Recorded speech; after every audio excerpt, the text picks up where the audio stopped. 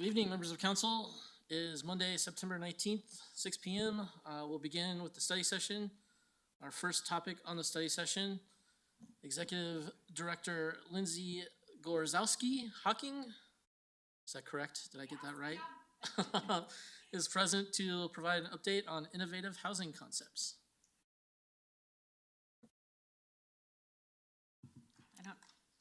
Is this on? Okay. How do I do?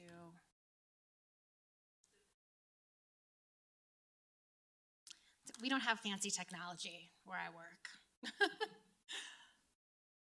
Oh, perfect. Okay, yeah, so hi, I'm Lindsey Gorzalski Hocking, and I'm the Executive Director of Innovative Housing Concepts, otherwise known as Englewood Housing Authority. We officially changed our name a few years ago. Many of the local housing authorities changed their names just to reduce some of the stigma associated with the word housing authority. And as housing authorities venture out to do different housing projects and just getting away again from the general thought of just a housing authority. So we go by Innovative Housing Concepts now, but you're still welcome to call us Englewood Housing Authority. We will respond. I don't have much of a presentation for you today because I'm just hoping to have more of a dialogue. I have some talking points. I was asked to give an update on some of the things we're doing. So I'm not doing Englewood Housing Authority, Innovative Housing Concepts 101. I'm basically updating on some of the things we have going on and some of the things that are in the works. If I need to clarify anything or take a couple steps back to explain something, I don't know the process for study sessions, but I'd say feel free to interrupt me and let's have a good conversation and a dialogue. Because anybody who knows me knows I can talk a lot. I only have 30 minutes, so I want to make sure I get everything covered for everybody. Okay, so a couple of the things we have been working on recently. One of the things I'm probably most excited about, because I get this question all the time. One of the programs that we run is the Section 8 Housing Choice Voucher Program. It's probably one of the best known programs that we have. It is certainly our biggest federal program funded by HUD. And I'm often asked as to, why don't you just get more vouchers? We need more vouchers, get more vouchers. Well, HUD doesn't hand out vouchers until last week. Well, 2 weeks ago, they handed out vouchers. As part of a new funding bill for housing through President Joe Biden, they earmarked about $200 million for new housing choice vouchers. So Englewood got 6 and money. I should say the other thing of that was we got the money to go with it. We got about $80,000, 6 vouchers. We also run Sheridan Housing Authority's voucher program. Sheridan got 4 vouchers and about $63,000. So that's huge. I know it's a small number of vouchers, but we never just get vouchers, and we got 10. And so I think that's pretty amazing. They're 10 forever. So now we just, slowly but surely have a few more vouchers to hand out. It's also amazing to get budget with that. For anybody who knows about our voucher programs, we get X amount of vouchers and X amount of dollars. We never have enough dollars to give out enough vouchers. So the fact that they gave us 10 with money to go with it is amazing. And that means our budget authority is going to be increased every year and we'll have money to have these 10 vouchers out on the streets. So that's like our most exciting update. These vouchers become effective October 1st. And so we've already started the process of reaching out to our lottery families, inviting them in for a briefing and working to get those vouchers leased up. From the day a person is contacted about getting off our wait list or our lottery and getting into housing, it can take anywhere from 60 to 90 days. So when we got the email about these vouchers, knowing that they're coming to us on October 1st, we didn't waste any time, and we pulled some names, and we're getting folks actually in the door this Friday to start that process. They're not going to lease up before October, so I don't have to worry about that. They'll lease up after October, but they're going to get the voucher in hand and get started with that process. So that's very exciting. Yes, we actually got new vouchers. Say yes to that for once. One of the other great things that we are doing is we're finally moving forward with some of our own affordable housing development in Sheridan. Prior to COVID, we bought 4 plots of land in Sheridan. Sheridan's land is a bit less expensive than Englewood's, so we've been holding on to these properties and we're now getting ready to start developing on them. One of the properties in Sheridan is a bit smaller. It's going to have a triplex. Another property is a bit bigger, and we're hoping to do a 4-plex and a triplex. And then we have 2 larger plots that are basically off Oxford and Federal. And we are gonna hopefully do anywhere from 12 to 15 on each of those plots. And all of those are going to be affordable.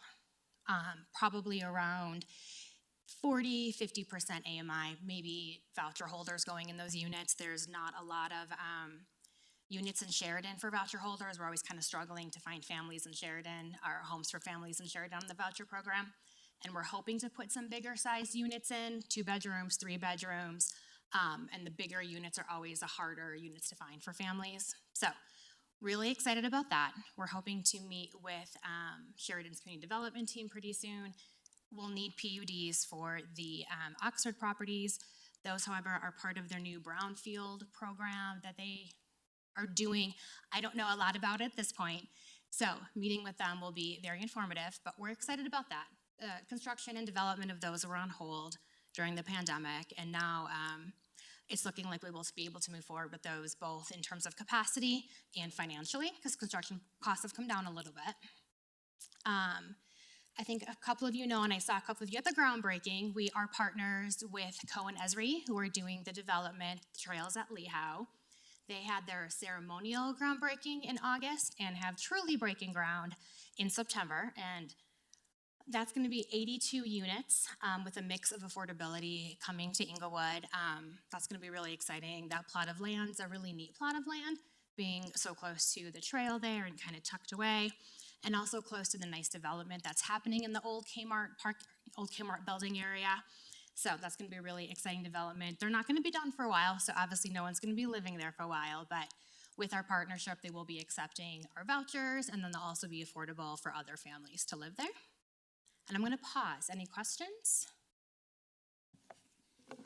Councilmember Woodward. Yes, thank you. With the vouchers, our vouchers currently are, what is the number of vouchers that you have a waiting list on currently for both Englewood and Sheridan? So in Englewood, before we got the new 6, we were authorized for 421. We only lease up about 350 to 360 of those vouchers. That's all the money we have. Okay. And so now our total will be up to the 427 with the 6 that are added. That wait list, actually we use a lottery for the voucher program, so sorry, I should use the right term. Our lottery, I think, has about 500 families left on it. Sheridan's program, we have 177 vouchers authorized. We lease up anywhere from 156 to like 162.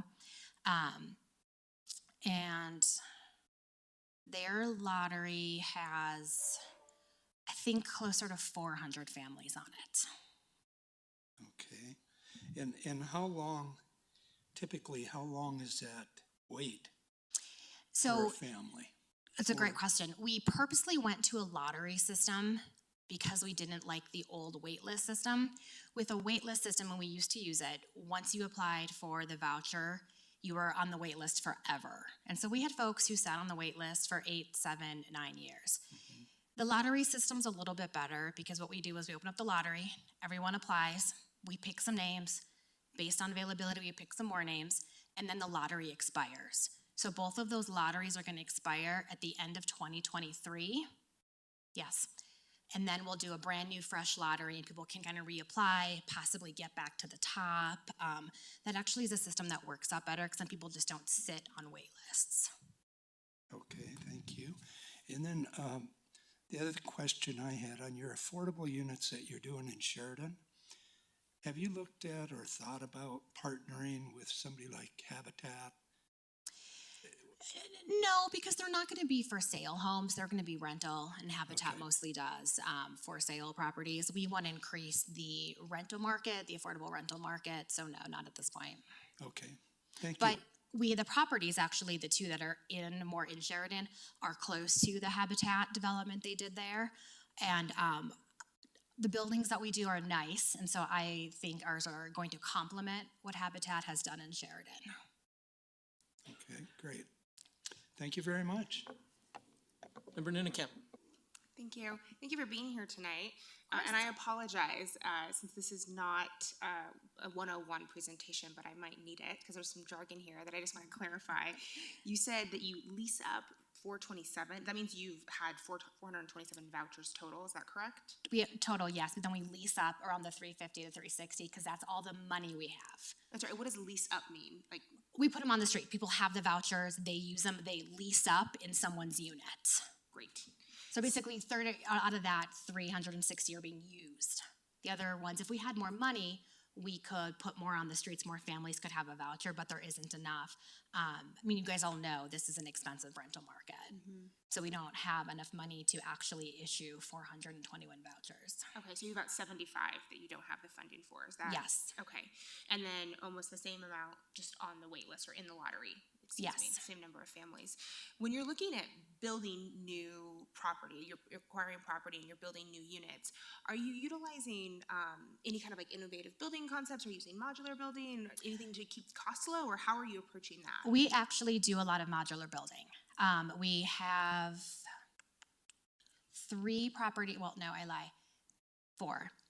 4 properties right now that are market rate, that are not priced affordable. They're part of our financial diversification strategies, and they were all built, and they're all modular homes. And they get built in the factory, the big trucks come, they put them on the ground. It's a really neat process to watch, but we use that because it is actually very much less expensive. The cost savings are huge, and our operations manager is able to register as like a I'm not going to think of the right word, but he gets a discount with the company. He registers as a distributor, so we even get a bigger discount on the product. But yes, we use the modular homes. We don't build. One of them has a full basement. We normally don't do full basements. We do like a more of a crawl space so we can have access to plumbing and everything underneath the house, but we don't do basements because that's a cost savings too. We do tend to do garages though. We do detached garages, and so at least, I mean, it's a nice feature, but it's not overly expensive. And has your experience in the cost to quality ratio of modular been a positive experience when it comes to unlocking affordable homes? I think so. That said, I have been with the Housing Authority for 5 years. My background before I came here was not in housing. It was more in management and program management. So I can't speak on that. I think our houses are great quality. Of course, we see some settling. We see sometimes some cracks in the drywall from a little bit of a separation, and we have to go in and fix it. But I think if you came and looked at the houses and I didn't tell you they were modular, you wouldn't know. Right. Okay, that's helpful. Thank you. Of course. Member Russell? Thank you. It's good to have you here this evening. So how many vacant units do you have at Simon Center and at Orchard Place? Do you know? Offhand, I know we have 2 vacant at Simon Center because they are undergoing big renovations, and so they're offline right now. We can't lease them up. Orchard Place has been difficult. It's been a bit of an in and an out. We were just almost totally leased up, except for 2 that were undergoing, again, big renovations, and then we had 2 folks pass away. So that building has been a little bit more hard to stabilize. For those of you who don't know, we have 2 high-rise properties in Englewood that house roughly 100 families, and those are seniors and adults with disabilities. And for our seniors, we do a lot of programming so they can age in place. So they live there till the end. And sometimes that turnover is impossible to manage, and we have waves where it comes and goes, and it's kind of always in 3s, maybe even 4s. So Orchard Place is a little low right now, but both of those buildings use more traditional wait lists, and the wait lists are very robust. We opened those last summer, and so we have good quality people on the wait list that we're able to get in contact with, and we're working on getting them up to 100% capacity. And so like the number of vouchers, because I probably really never understood this either, that like in Simon Center, is it all Section 8 housing, or? So Section 8 is an umbrella for several programs that HUD runs. So both Simon Center is at Section 8 new construction. The vouchers are Section 8, but they're completely different programs. So it's not really a voucher. It's a place-based subsidy, so you have to live there to have the subsidy. And so it's not a person voucher, and it doesn't really act like a voucher either. But they're both Section 8 under the big umbrella of how they're funded. Okay, so I mean, the Section 8 people that are in like the Simon Center pay what they can afford, and then the government makes up the difference. They in pay the- 30%, and then we have a contract with CHAFA, who gets the money from HUD to pay the program, to pay the subsidy. And then, yes, we contract with CHAFA as to how much we're gonna get to sort of make ourselves whole. People on the voucher program, and then in both the buildings, pay roughly 30 to 40% of their income. The buildings folks really stay at 30%, but the voucher folks can go up to 40. Okay, and then, so do you mostly try to keep Simon Center full? Of course. Okay. We have people waiting for the units Uh-huh. that are being renovated right now. It takes a while, 'cause sometimes folks we pull from the wait list are currently, leased up and they need to break their lease, or they're somewhere else and they need to move here, and that's appropriate too. So we sort of have a queue of people who are ready to move in. So as soon as those units are habitable, we move them on in. Okay, all right, thank you, I appreciate that. Sure. You talked a little bit about vouchers and funding for vouchers, as if these are separate items. Can you explain what the difference is between a voucher and the funds that go or get used on the voucher? I mean, obviously they're the same thing because they're one program, but HUD kind of treats them separately because they give you an amount of vouchers, but then they also give you an amount of money, and you have to do the math to make that work. And HUD basically rates your program on one of two measures. Either you lease up 98% of your vouchers, or you use 98% of your budget authority. And so we're always at the point of using 101% of our budget authority because rents here are expensive. I'd much prefer, if we had plenty of money, to lease up 98% of 421 vouchers, but they don't give us enough money to do that. So it's one and the same, but you kind of juggle them a little bit separately, if that makes sense. So if I'm grasping this correctly, the voucher is like the individual, like one person we put in a house or one family we put in a Yeah, house. and that goes with the person. That's a Okay. person-based subsidy. But how much that costs varies. Yes. So the funding travels separately from the vouchers. It travels with the voucher, but you hit a really great point. Every family has a little bit of a different financial situation. There are some families in the voucher program who work. And so 30% of their income is maybe $1,500, and we're paying $300 of their rent to make the rent whole, right? But then there are some families who are on fixed incomes, and so we're paying a lot more, or families who are on zero income, and we're paying almost 100% of that housing cost for them. And that's why it's a lot of moving pieces to make it work. And we actually look at the numbers every single month. HUD has a tool, we can plug everything in, and it shows us how we're performing and how we're spending, because there are a lot of moving parts. And family situations change. Sometimes the family who had zero income, somebody goes ahead and gets a job, and now they're paying $1,000 in rent. That other family, that person lost their job, and it's all of this. There's rent increases and all kinds of factors that go into how the spending works. Okay, so depending on the market rate and the needs of the clients, we could potentially hand out more vouchers, but that's not necessarily going to happen. Right, and that's why it's kind of a floating number, right? I use 350 because sometimes we're at 360, sometimes we're at 348. We've been at 373 before. Like, it's every month it just kind of varies depending. And people can take their vouchers because they're theirs once they get them, and do what's called port. They can port someplace else. So they can say, I've got this voucher, it's mine. They can go anywhere that has a housing authority. So we see a lot of folks go to Littleton, Denver, maybe up north, maybe more west over into Jeffco. But we do see people go to Arizona, Las Vegas. Like, they can take their voucher and go. And so sometimes then we lose that whole voucher, and then we pull folks off from the lottery and try to fill that voucher. It's a lot of moving pieces. Okay, and once somebody gets a voucher, are they guaranteed to keep it? Unless they're naughty, yes. Okay. So then the funding model could change where those become more expensive. Yes, and then we have less We to s- give out. We still have an obligation to continue funding it, even if it's more And expensive. that's why we monitor it very closely, because if we spend too much, you end up in what's called shortfall with HUD. And then you're best friends with HUD and you have to talk to them every week about your spending. And it's okay, because they actually do have shortfall funds. When I first started with the Housing Authority, the Sheridan program was in shortfall. And so I got to experience that, and it wasn't bad. But then HUD monitors you very closely because you're not supposed to go into shortfall. But they also understand sometimes market forces, there's nothing you can do about that. And what they don't want you to do is take back someone's voucher. That is something you can do if you don't have the money. You go to the family that most recently leased up and you say, sorry, I don't have a voucher for you anymore. So we want to stay out of shortfall, even though it's there. We want to stay away from it, and we never want to take back someone's voucher. Never.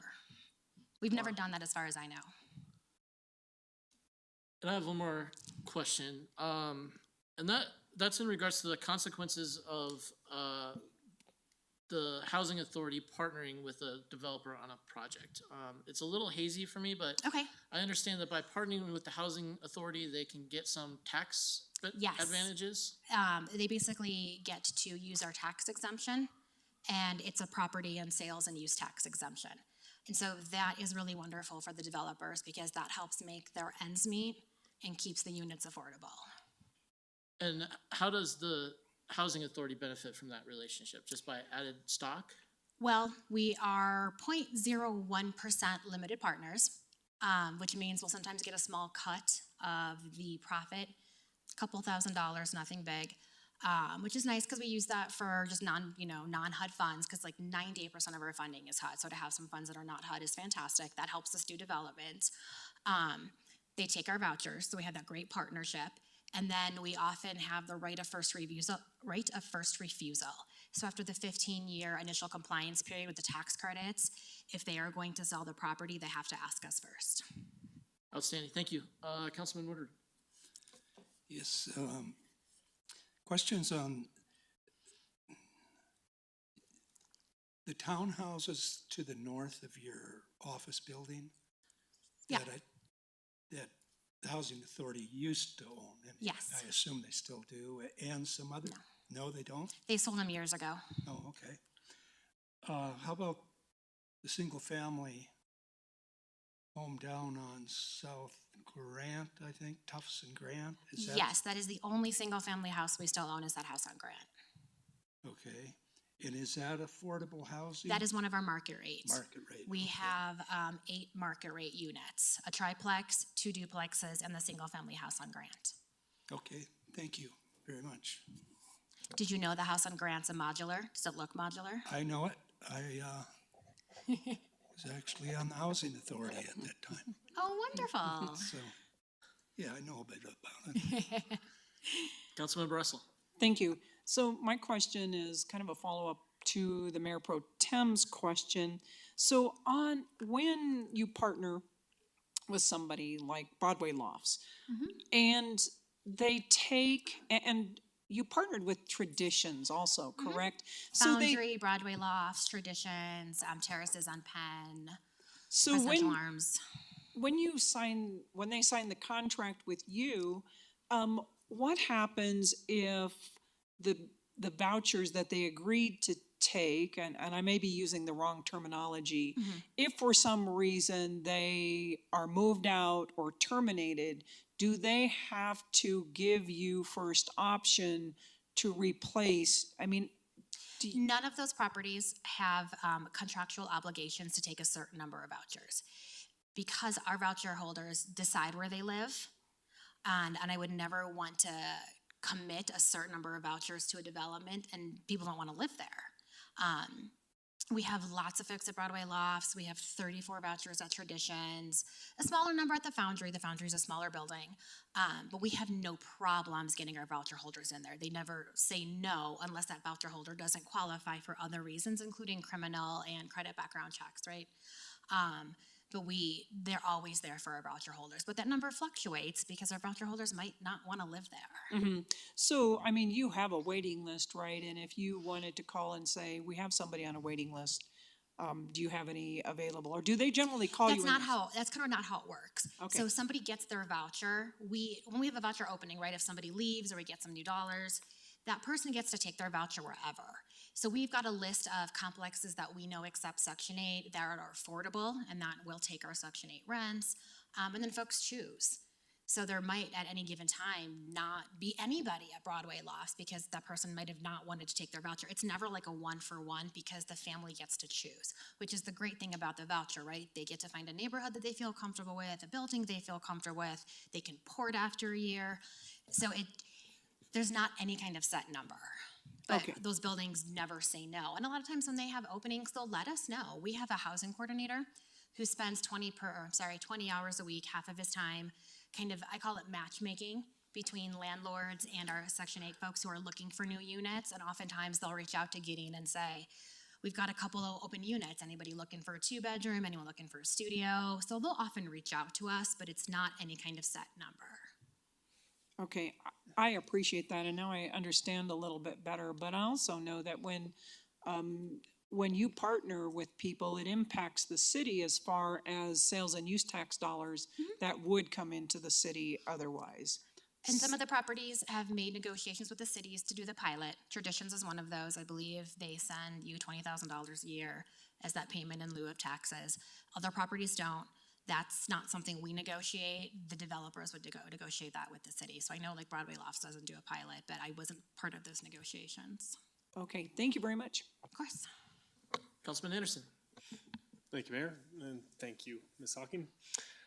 What is the, if a homeowner was to build an ADU, could they rent that out to Section 8 holders? And if so, in Englewood, what would the process be? I missed the first part. If a homeowner in Englewood was to build an ADU and they wanted to rent that out to a Section 8 voucher holder, what would that take? So probably us taking, well, every unit has to get inspected, right? Okay. And with ADUs, normally we do a lot of 1, 2, 3 bedrooms. We often have larger families. So an ADU might not work, but for a single person, we can make it work. They would just reach out to us and say, hey, I want to be a Section 8 landlord. There's a bunch of paperwork to fill out. Of course, there is its HUD. But part of the paperwork too is also, W-9s and those things so we can get people paid. The units have to pass the housing quality inspection, which is a pretty rigorous inspection to make sure that the unit is safe for the person to live in. And then they enter into a HAP contract. It's a housing assistance payment contract. And it basically lays out what you're going to do as a Section 8 landlord and what we're going to do as a housing authority. And that's kind of it. It's not too much more work than a normal tenant leasee kind of or tenant owner relationship. But, you have to think about you're going to get paid from 2 different entities. If we ever don't have the money, or we are late in our payments, they cannot charge us late fees. They cannot charge the tenant late fees. I mean, I've never seen that happen. When, the pandemic happened, we didn't miss a beat. And HUD didn't miss a beat in funding us, so we never made a late payment or did not pay our landlords during a pandemic. So it's pretty steady, consistent income. You just have to be willing to jump through some hoops. We also can't pay a full market rate. HUD doesn't really even allow us to. That's part of making the dollars and the voucher numbers kind of work out. So a lot of our landlords are folks who really want to help people, like the private landlords, the ones who maybe have their own duplexes or a small fourplex. They often come to us and say, I'd love to help somebody out. I'm okay getting a couple $100 less rent. I'd love to see this family be in a stable, wonderful place. Good, thank you.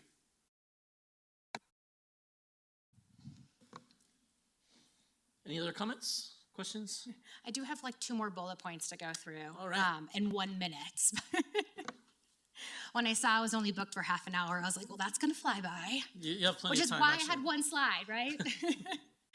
So real quick, we're doing another partnership with Medici over in Sheridan on the bonsai nursery property that they purchased. Medici Group is the group that did Broadway Lofts. They purchased the nursery, and it's going to be called Bonsai Flats. It's going to be a fantastic property in Sheridan, bringing a lot of units and a lot of affordability. They're hoping to keep some of their units deeply affordable. It's going to be an amazing impact for Sheridan. One of the things that I don't know if people know about this, but we actually have a grant with the Division of Housing. It's a federal ESG grant that came down for some of the CARES relief money, where we partner with Sheridan school districts, and they identify families that are either at risk of homelessness or experiencing homelessness, and we use our housing coordinator to help them find places to live, get them set up. The grant comes with money, so we often can pay security deposit, couple months rent, moving costs. If they're in a unit and they're at risk of losing their unit, we can pay the back rent, give them a couple months ahead of time. So it's great because the point is to keep the kids in school and keep them in the school district where they are. So it's a great housing stability grant. And then we just started working, myself and Corey Ritz, who is the ED over at Littleton, with Mike Sandgren on the Tri-Cities Homelessness Action Plan. The Housing Authority's identified as an intervention in a couple of those pieces of the plan. So we're starting to come together and see what we can do to implement some of the things on the plan. Member Russell. Thank you. And I appreciate you coming here, and there is no rush. We don't have anything till 7 o'clock. Okay. So, We got 29 more minutes then. I do have a couple of concerns, and I appreciate the fact that you are helping people age in place. And I know there's a lot of those aging in place people at the Simon Center. And I go over there fairly regularly for coffee.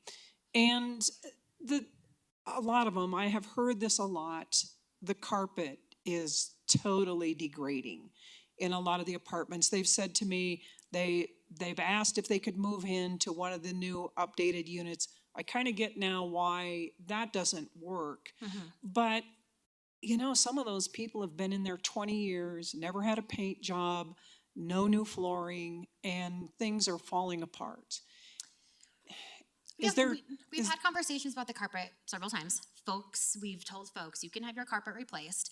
You have to move your own items. We cannot be liable for moving any people's personal belongings. So that is just our general stance. And if they want their carpet replaced, we will replace it with the new flooring. We don't generally go in and do paint jobs for the same reason that the folks have to move their stuff. And you've been in some of the units. Folks who have lived there for 20 years have a lot of items. But we are definitely willing to replace the carpet. But folks have to move their own items. And we've offered folks some of the low-cost movers that we know about. We've even offered to pay for it, and then they can kind of pay us back $25 every month.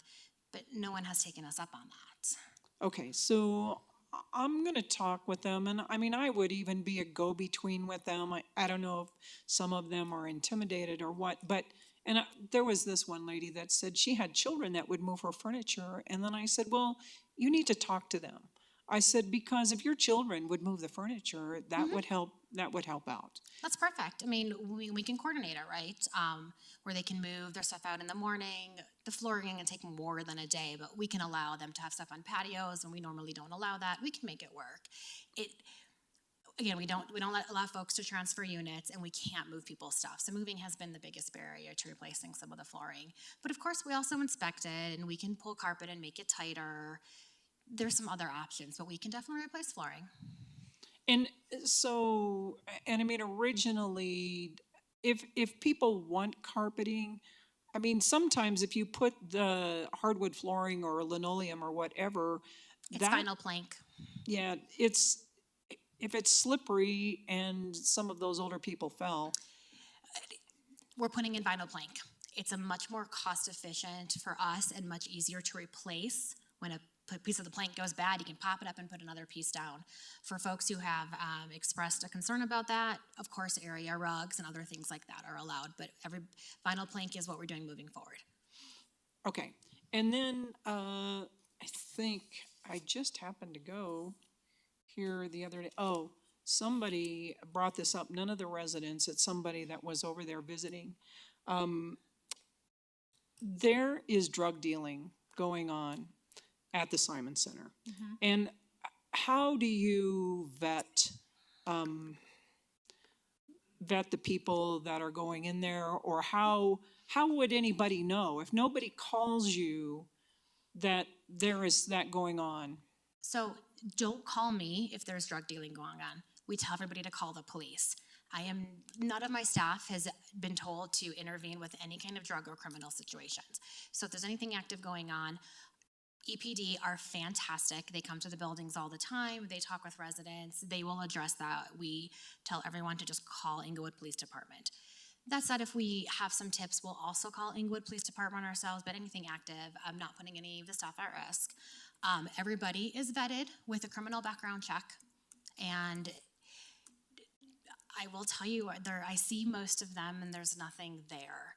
HUD has some hard and fast no's to folks who can get housing subsidies, and one of the hard and fast no's is manufacturing of meth, registered sex offenders, other things like that. In our own policies, we have hard and fast with 7 years of a felony against a person, like anything like aggravated assault. We don't want anyone who's going to do anything dangerous.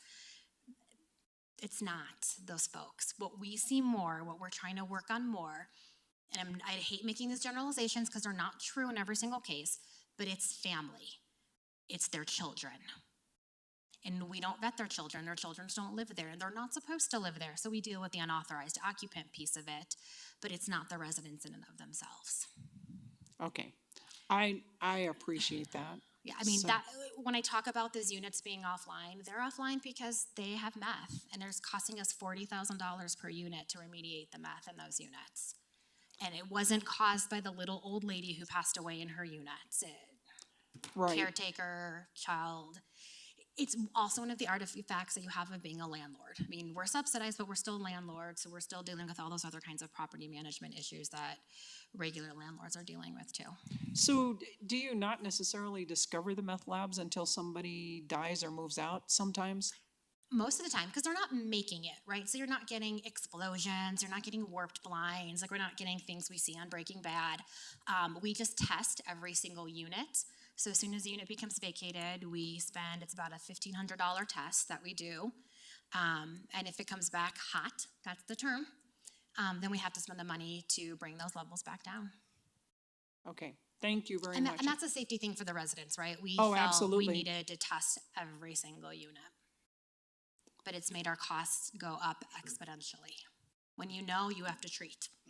So is there any way to catch, I mean, yearly you do reevaluations, do you go in and inspect We the do apartments? inspections. And do you We've catch had- things then? We've had training from, again, EPD about kind of things to look for certain kinds of drug use. It's not there. Okay, We have to post that we're coming in a unit, and at the very minimum, we have to give somebody 4 to 8 hours.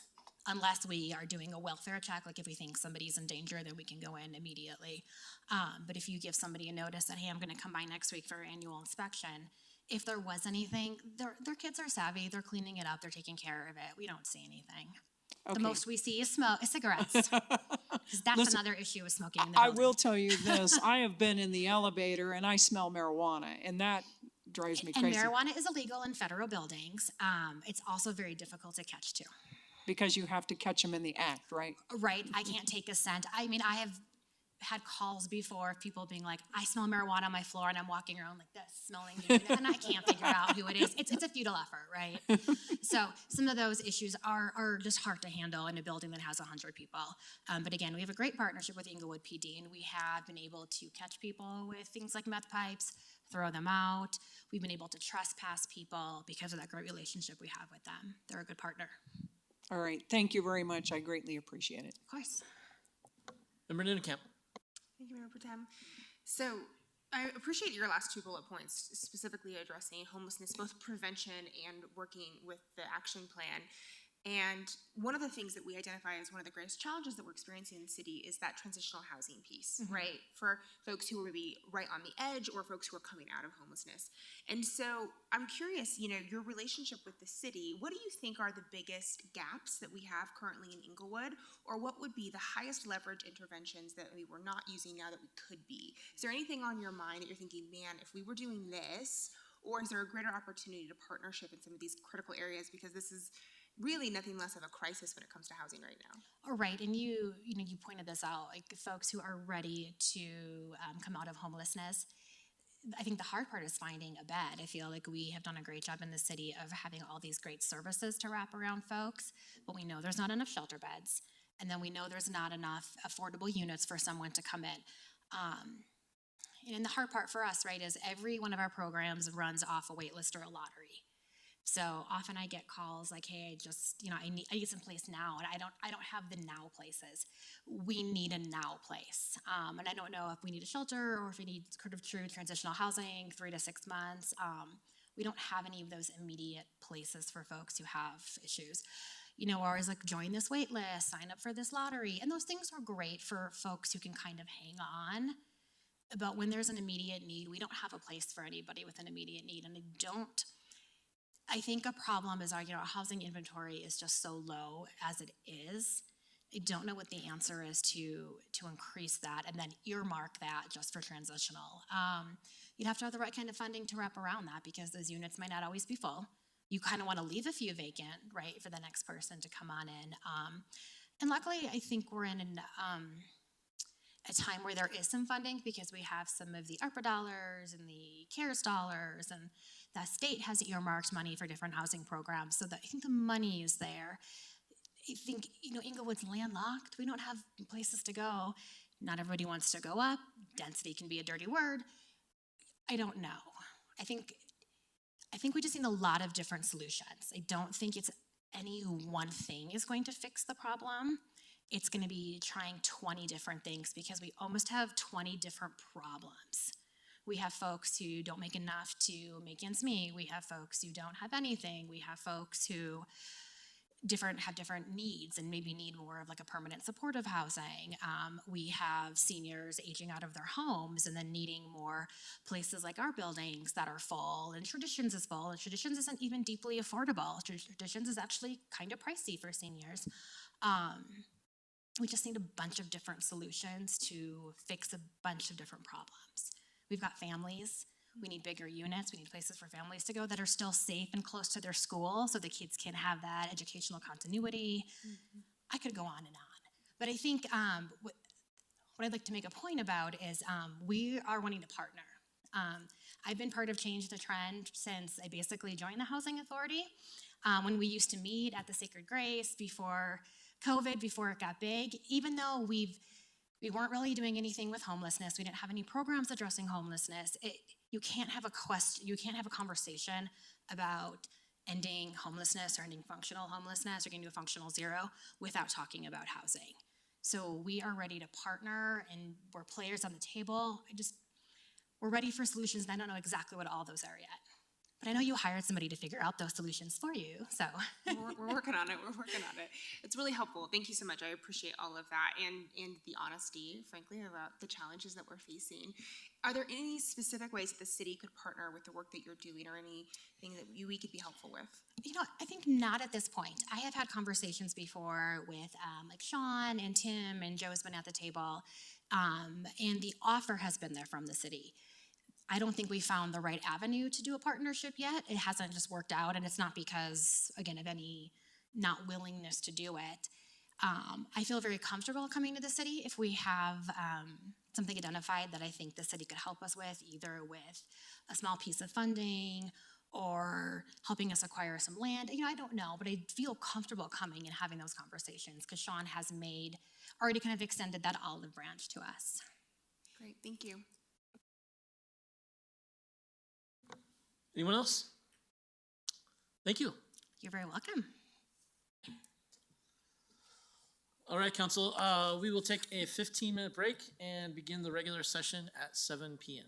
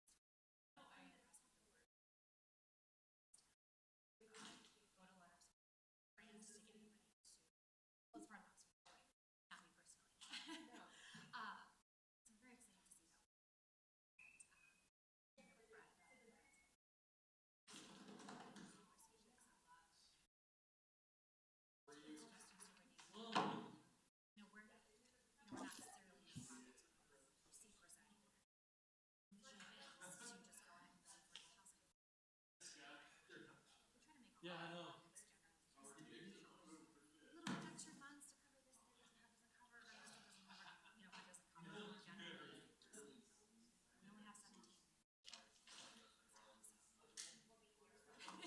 Nice to meet you. Yes, I will send you an email. Have a good rest of your council meeting. And then I'll try to make sure you come by and book a couple hours because I talk and walk a lot, so. Thanks, Chelsea. Bye, Joe. Um, I'm in a meeting, what? Oh, I just can't like, I have a very rigid schedule, like you can't tell me like 5 minutes.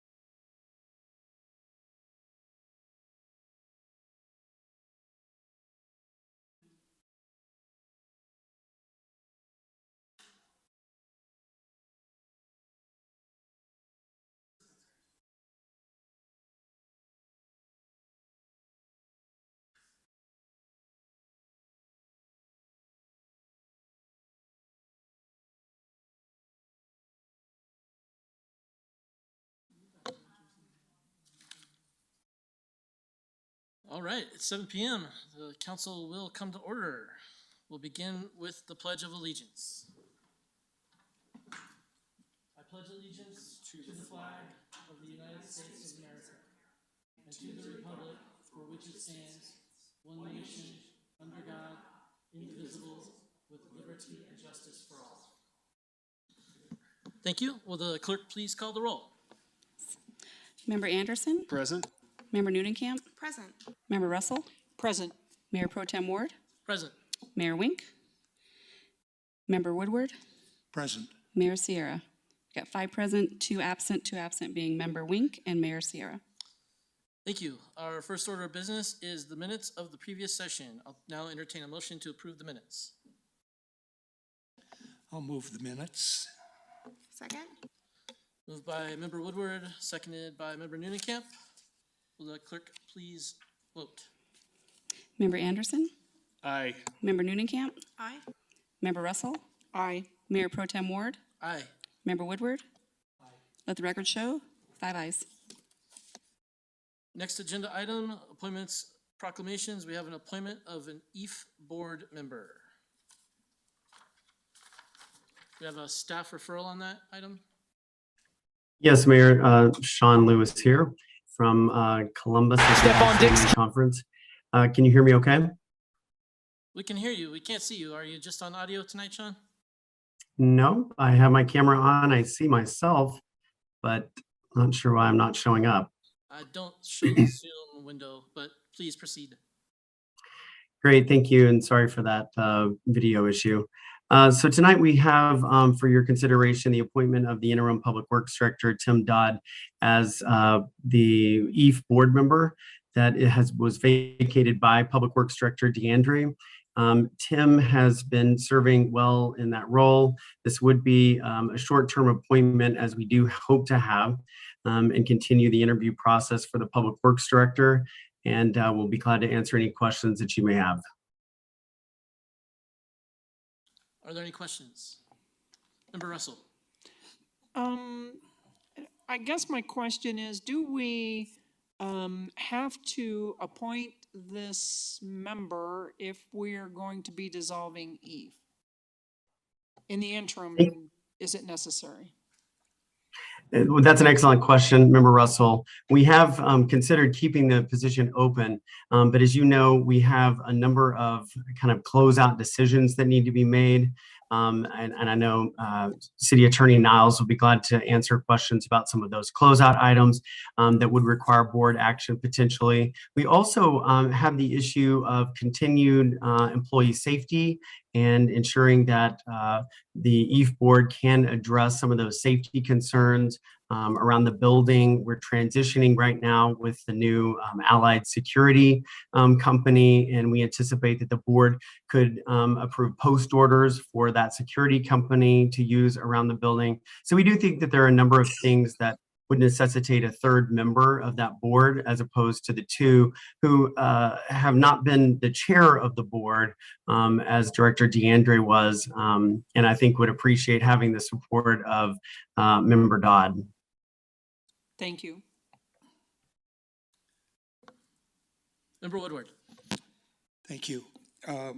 Actually, my question, a couple of questions, were, will Assistant City Manager Dodd then take over as president?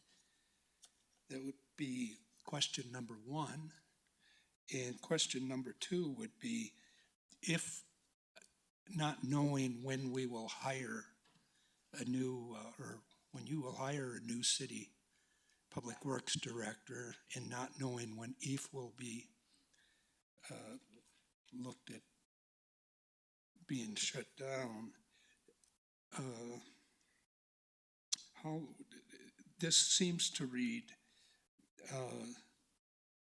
that Assistant City Manager Dodd will serve until EAF is dissolved. So is that what is meant? Well, that's a very good question, Member Woodward. But I guess the short answer would be, should we consider a change in the board makeup, we would need to bring that back to council. I do think it's possible that that Assistant City Manager Dodd would probably have more knowledge in the short term. Let's say that was a 6-month period until the new Public Works Director hopefully will be hired months sooner than that. But before he or she, they could get up to speed, I think Assistant City Manager Dodd would be the most qualified choice to serve in that role. But the short answer is you would have to vote to change that out. This, with regard to your first question on the chairmanship of that, the chairperson of that committee, that is selected from among the board members. So I think they would make that decision upon your appointment. Okay, thank you. Seeing no further questions, I'll entertain a motion. I'll move item 6A. Second? Please vote. Member Anderson, Aye. Member Nunekamp, Aye. Member Russell, Aye. Mayor Pro Tem Ward, Aye. Member Woodward. Aye. Let the record show 5 ayes. Thank you, Manager Lewis. Our next agenda item is recognition of scheduled public comment. Just an announcement that the presentation is expected to be conducted in a respectful manner. We may ask questions for clarification, but there will be no dialogue. For this scheduled portion, your presentation is limited to 5 minutes. And if you have written materials to present, you may present them to the city clerk. Our first scheduled speaker is Danna Liebert. Danna Liebert is not present. I've been informed that means that there will be no further scheduled public comment this evening. So we will move to unscheduled public comment. First up on the agenda for unscheduled public comment is C. Ann Dickerson. Ms. Dickerson, you have 3 minutes, and the same rules I just announced for scheduled public comment apply.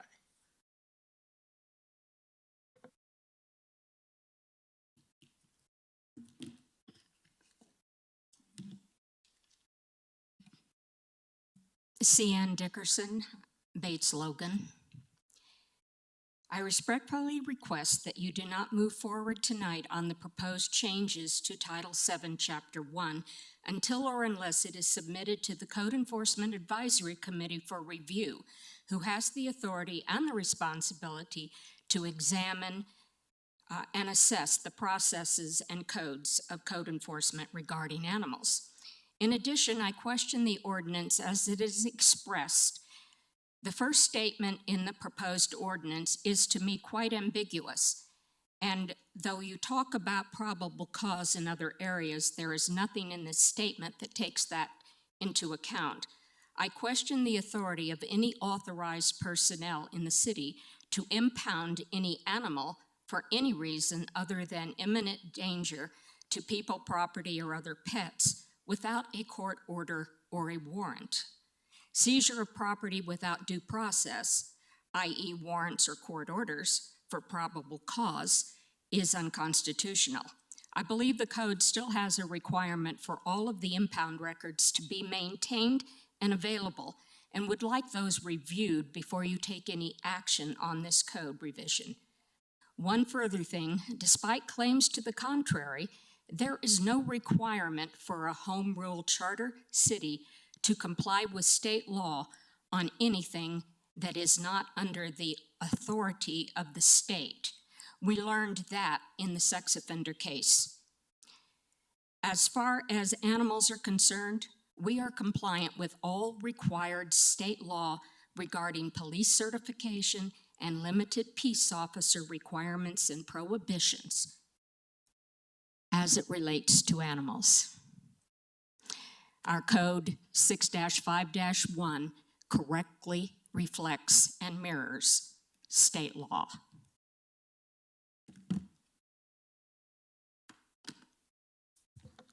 Thank you, Ms. Dickerson. Are there any questions? Thank you. Next up, Mr. Jake Gilbert. Mr. Gilbert, I forgot to announce Member Woodward is in the hot seat for response to public comment tonight. And if you would, please state your name and cross streets for the record. Sure. Jake Gilbert, Shenango and Delaware. Thank you very much for having me. I'd like to discuss the ordinance that would ban blocking sidewalks that you'll be voting on later. Well, I think it's a good idea not to allow people to block sidewalks, and I know that that's been a problem on South Broadway. I think that the language in the ordinance about parks is problematic. Adopting a policy to advise people experiencing homelessness to spend their time in city parks will simply punt the problems on South Broadway into people's neighborhoods. Parks fill a public need for outdoor recreation. They're not meant to be homeless camps. And using parks to fill the vacuum of services for people experiencing homelessness will potentially cost the people of Englewood their neighborhood parks while not meeting the needs of unhoused folks. I spoke with a member of council today who told me that parks are for everyone regardless of homeless status. Indeed, and so is Broadway. If the point of this ordinance is to stop people from blocking the sidewalk, then simply make blocking the sidewalk illegal regardless of the offender's housing status. Don't have police profile and select people for removal from Broadway entirely. If the ADA says there needs to be a 48-inch wide path, then tell people to make 48 inches of room. If Broadway needs more benches, then let's buy some benches. Not only would this ordinance cost us our parks, it also does nothing to help unsheltered people. They would be as unsheltered as ever, exposed to the elements without reliable access to bathrooms, food, and other basics of life. Marching them off of a public commercial thoroughfare with access to public transit and grocery stores, which is presumably why they're on Broadway in the first place, doesn't help them.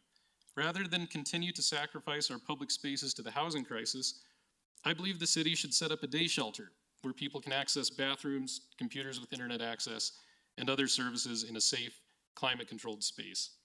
One of the vacant storefronts on Englewood Parkway could potentially be rented for this purpose.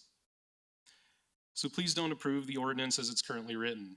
It would move the problems with Broadway into the neighborhood spaces where people go to enjoy the outdoors and families take their children to play. I don't believe that's the outcome that most citizens of Englewood would want.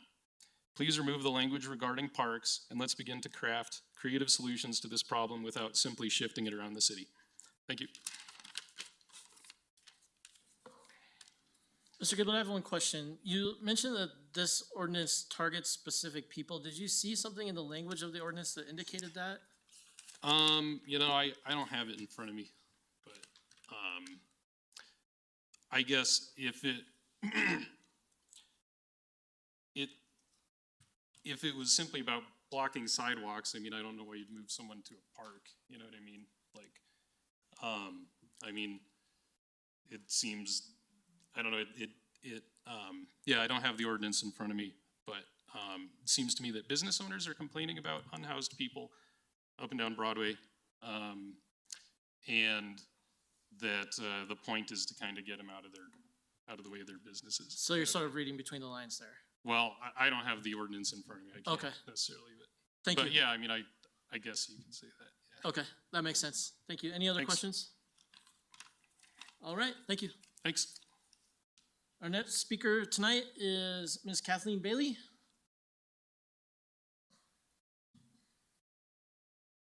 Ms. Bailey, you know the drill. Name and cross streets, please. Yes, I do. Kathleen Bailey, Jason, and Union.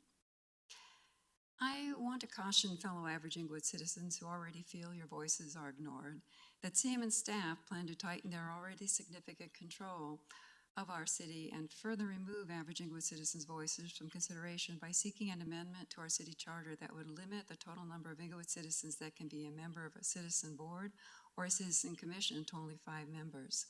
Staff and council already recommend and or select board and commission members, but the number of citizens currently allowed on boards and commissions also increases the opportunity to actually include average citizens that are not already committed to staff and council's existing plans. This allows opportunities for the average Englewood citizen to be a voice on boards and commissions. But staff's planned charter amendment to limit the number of citizens on boards and commissions to only 5 members would guarantee that the only voice on those boards and commissions would be the voice of CM staff and their compliant council, who would hand select all 5 members of each board and commission. And for all citizens who are against the ongoing increased density plans throughout our city, including plans to rezone R1A and R1B to allow multiple housing units on one lot, Be aware that this strategy has already been applied to the selection of the Code Next Steering Committee members.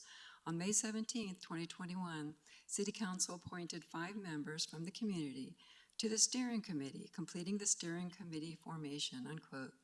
The City Council has never said no to community development density plans, and now the primary voice for all Code Next recommended Title 16 amendments for future allowed density development throughout our city has been strategically limited to the recommendations of staff and council's already hand-picked 5-member steering committee. The city's current leadership has made it clear that any undeveloped plot or a lot with only a single home or a small empty corner has no value other than an opportunity to add density. And while promoting density, city leaders allude to also caring about affordable housing. But their entire goal is to increase tax revenue. The higher the value of the property, the greater the property tax revenue. And the greater the income of the new purchasers of these new high-cost homes, the greater the disposable income the staff declares will be spent in the 6-mile radius of Englewood, and therefore also provide massive increased sales tax revenue. There is and will continue to be an almost infinite demand for housing. But what eludes me is how this city council actually believes and declares that if we just keep adding housing supply to any and all available places and spaces of land within the city, that the existing infinite demand will somehow be met, apparently with infinite amount of density being built as needed, and then according to city council, housing affordability will finally be achieved. I'm apparently not intelligent enough to grasp council's wisdom on this. I only see the destruction of everything I have valued in this city. Thank you for 3 minutes of your time. Thank you, Ms. Bailey. Are there any questions? All right. Mayor Pro Tem, Danna is here if you'd like her to, for 5 minutes. Danna? Danna is here. Okay. Well, I will allow council.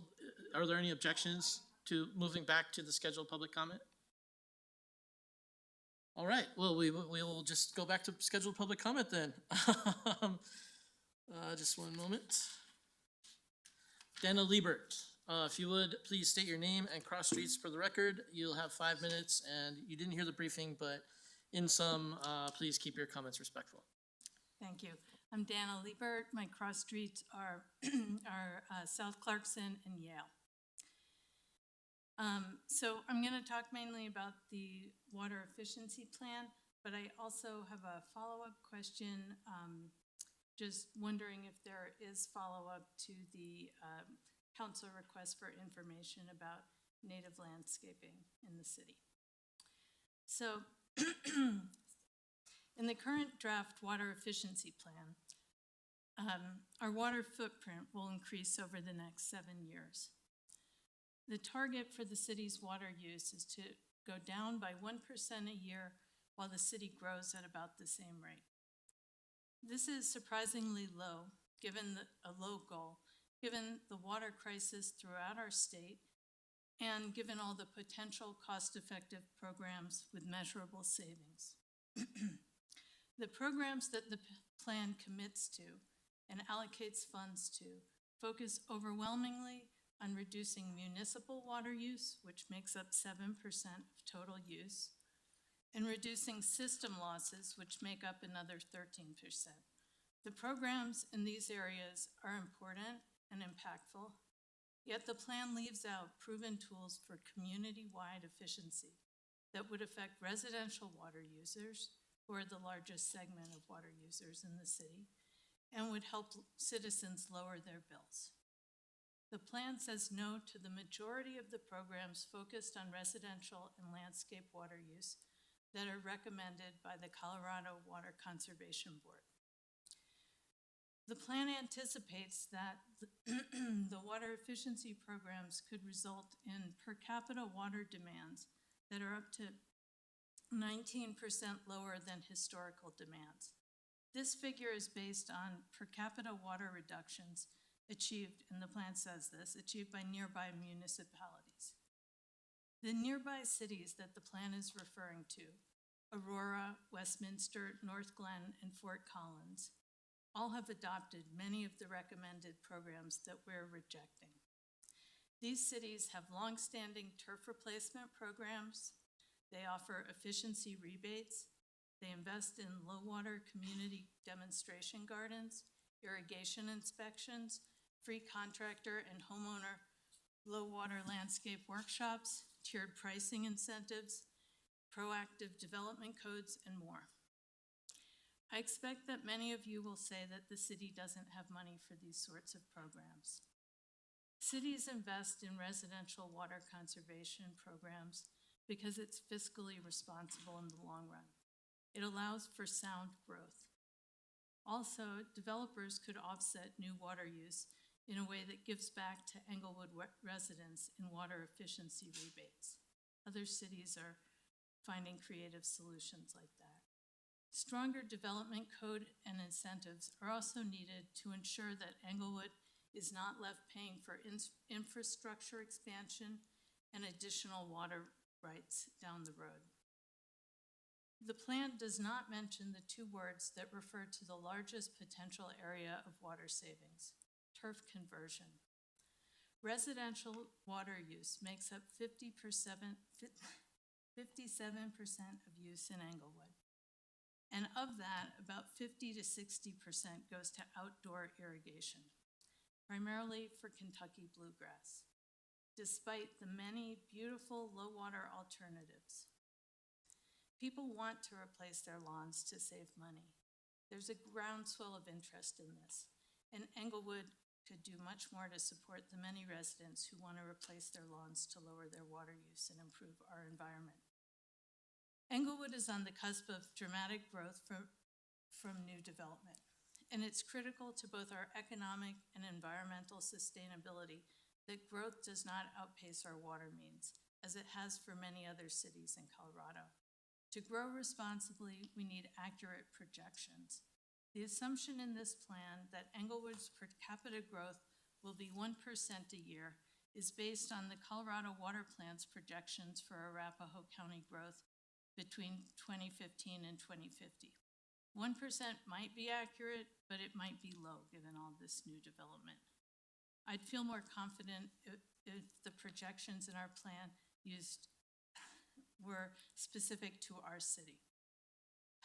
All right. I won't have time to finish this, so I will email it to you guys. Thank you. Thank you, Ms. Liebert. Are there any questions? Thank you. We do have one other scheduled public comment. Susan McRae? No? All right. That concludes scheduled public comment. We do have one other unscheduled public comment online. Ms. Jan Brown. Ms. Brown, if you would, please state your name and cross streets for the record. Jan Brown, Lehigh, Enilati. Can you hear me? Yes, please go ahead. Good. Okay. I'm here to talk about Be a Tool. I had the benefit of participating in this one event that gives Englewood its small town feel on Saturday, September 10th. The day of service, also known as Be a Tool, is wonderful to see people volunteer to help out a neighbor with home repairs or yard work. I saw a few people I hadn't seen in quite a while, and that was great.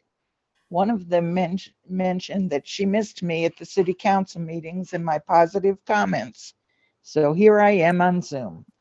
I volunteer to deliver lunches to the work crews at Be the Tool. I like that job because everyone is always happy to see me. Thank you, Joe Anderson, and everyone else who works or volunteers for this program. It is a priceless gift to have these volunteers help out a neighbor, and I am very grateful to all of you. Thank you. Thank you, Ms. Brown. And if you have any opportunities in the future for me to go someplace where everybody's happy to see me, I would appreciate you sharing those with me as well. Are there any questions for Ms. Brown? All right, that concludes public comment. Mr. Woodward, Councilmember Woodward, you have the response. Yes, Ms. Brown, thank you for your positive comments. Having been a participant in Be a Tool in past years, it makes a difference in our community, and it also gives participants a real feeling of accomplishment, I believe, and it provides some real assistance to somebody that needs it. And thank you, Joe, for doing this. Let me start with Danna. Thank you for all your service to the city over the last few years and your emails and all the work that you are involved in here. I know I have some turf area in my yard that, or was turf, is now all native weeds. But I was going to talk to you about that. But I understand what your water efficiency plan and the programming. I'd like to know a little bit more about that. Got to admit, I am not tuned into that. Sion Dickerson, animal impoundment. I don't know if what you had mentioned is addressing what the problem is or what the problem is being. So I know from looking at the staff report and knowing what's going on, I will be supporting that amendment tonight. I have a different feel for that than you may. Also, let's see, Mr. Gilbert, the homeless to the parks. I agree with you. When I saw the word in there, parks, it just flashed for me. And I have some thoughts on that that I'll bring up when that comes up. But thank you for coming and talking about that. Ms. Bailey, let's see, the number of boards or number of members on boards and commissions. I think those were just some very select boards and commissions. You couldn't do that on all the boards and commissions, and I certainly wouldn't support 5 members on things like zoning and a number of the other commissions, parks and recreation. Anyway, I have disagreements with you on that, and I think I've covered them all. Thank you. Thank you, Member Woodward. I think that brings us on to the consent agenda. There have been 2 items pulled this evening from the consent agenda. Item 9A1 was pulled at the request of Councilmember Woodward, and 9A4 was pulled at the request of Councilmember Russell. I will entertain a motion to approve the remainder of the consent agenda. I move to approve the remainder of the consent agenda. Second. It's been moved and seconded. Please vote. Member Anderson, Aye. Member Noonan, Aye. Member Russell, Aye. Mayor Pro Tem Ward, Aye. Member Woodward. Aye. Let the record show 5 ayes. Thank you. We'll now move to 9A1, which is Council Bill 50. And it adds a section to the Englewood Municipal Code specifically designating city park properties. Staff referral on this is City Attorney Niles. Member Woodward, did you have some questions?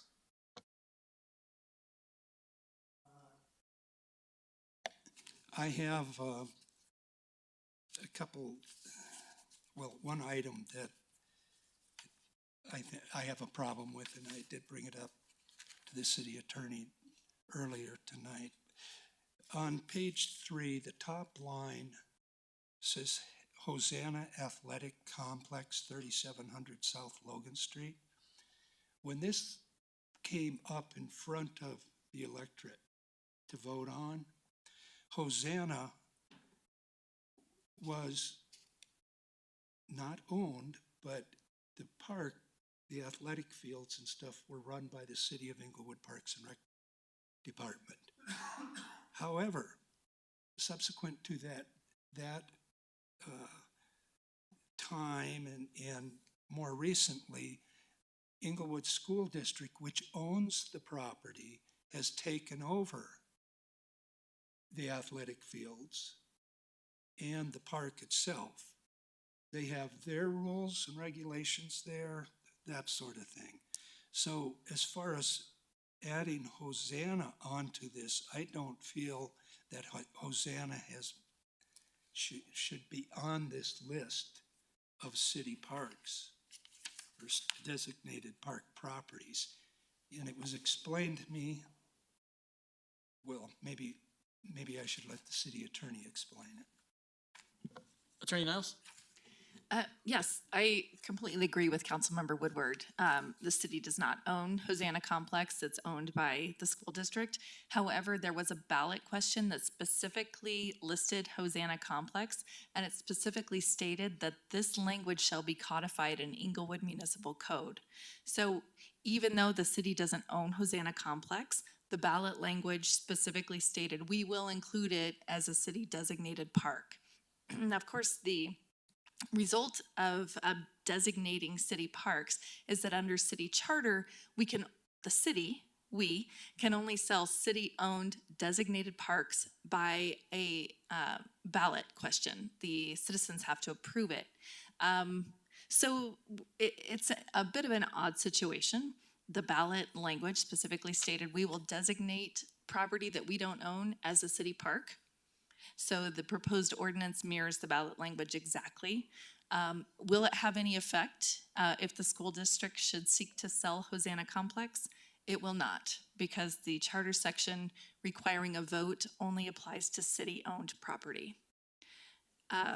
Lesson learned, I generally, the city attorney's office or city staff would review ballot questions. And of course, this was several years ago. Nobody that's currently on staff.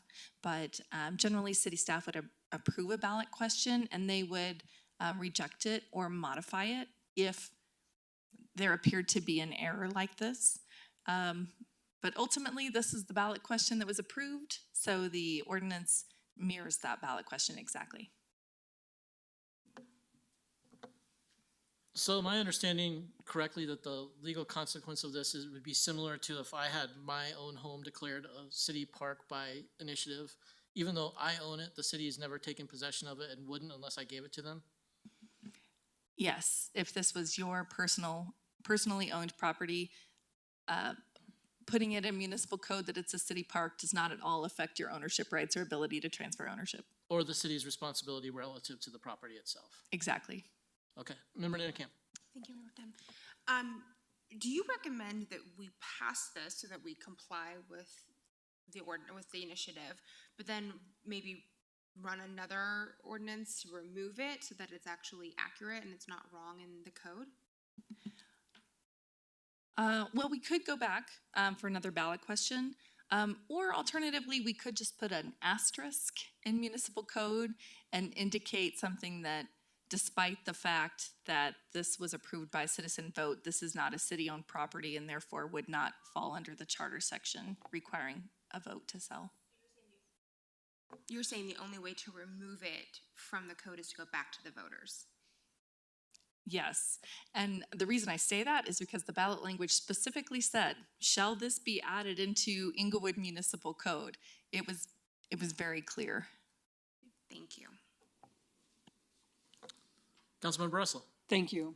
And I do know at the time, anytime there was a ballot initiative back then, it had to go to the city attorney's office for approval before they were ever given the petition to get signatures on it. So if city staff missed it and it's what they voted on, it's not going to impact anything by leaving it the way it is. Because the city isn't going to be able to sell Hosanna Complex because it doesn't belong to us. So we can't even go to the citizens to get a vote for them to do that.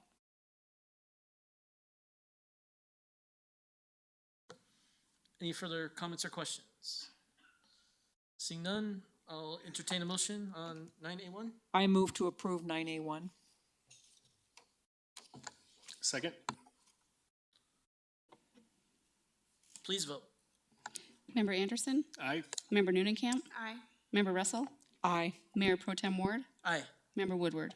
Aye. Let the record show 5 ayes. That brings us to agenda item 9A4. This is amending Englewood Municipal Code Section 7(1)(a)(5), et cetera, regarding animal impoundment. Member Russell, you have the floor.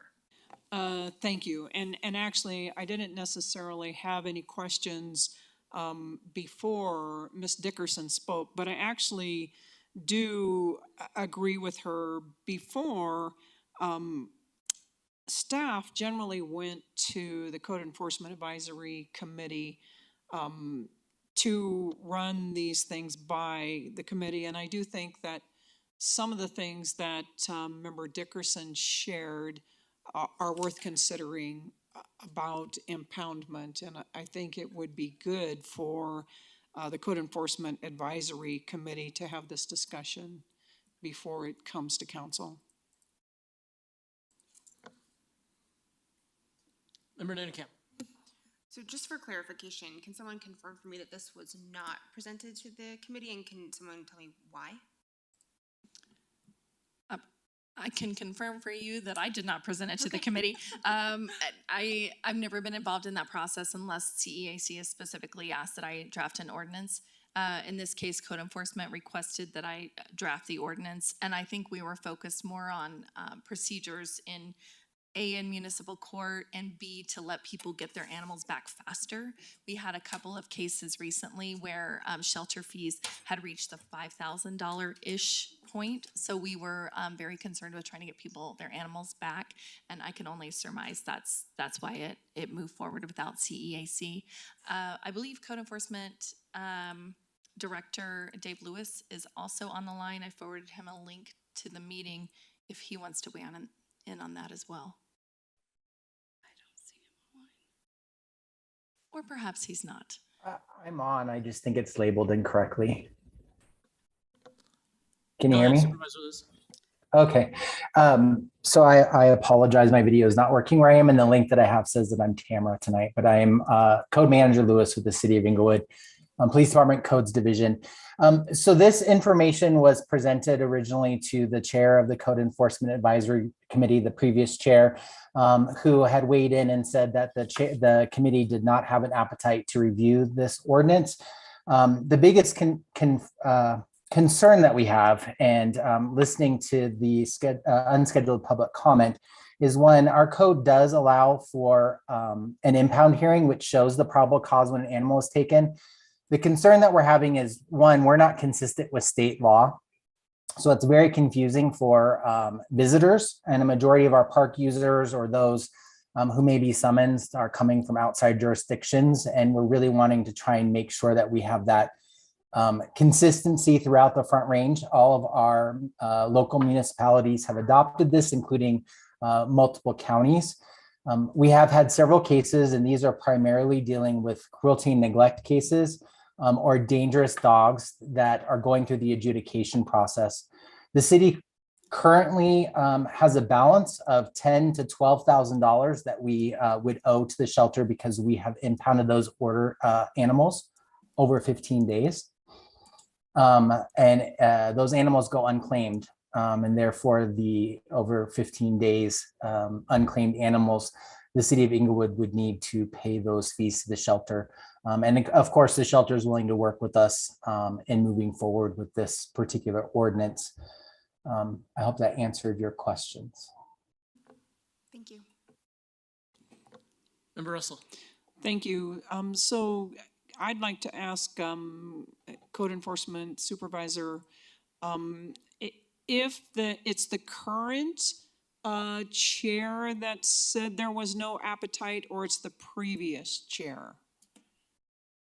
The previous chair. We had several conversations about this particular type of ordinance and moving this forward. And she felt that as the chair, she did not want to move this forward in the agenda with CEAC. She wanted to leave it with the city attorney's office and move it forward through that process and into city council.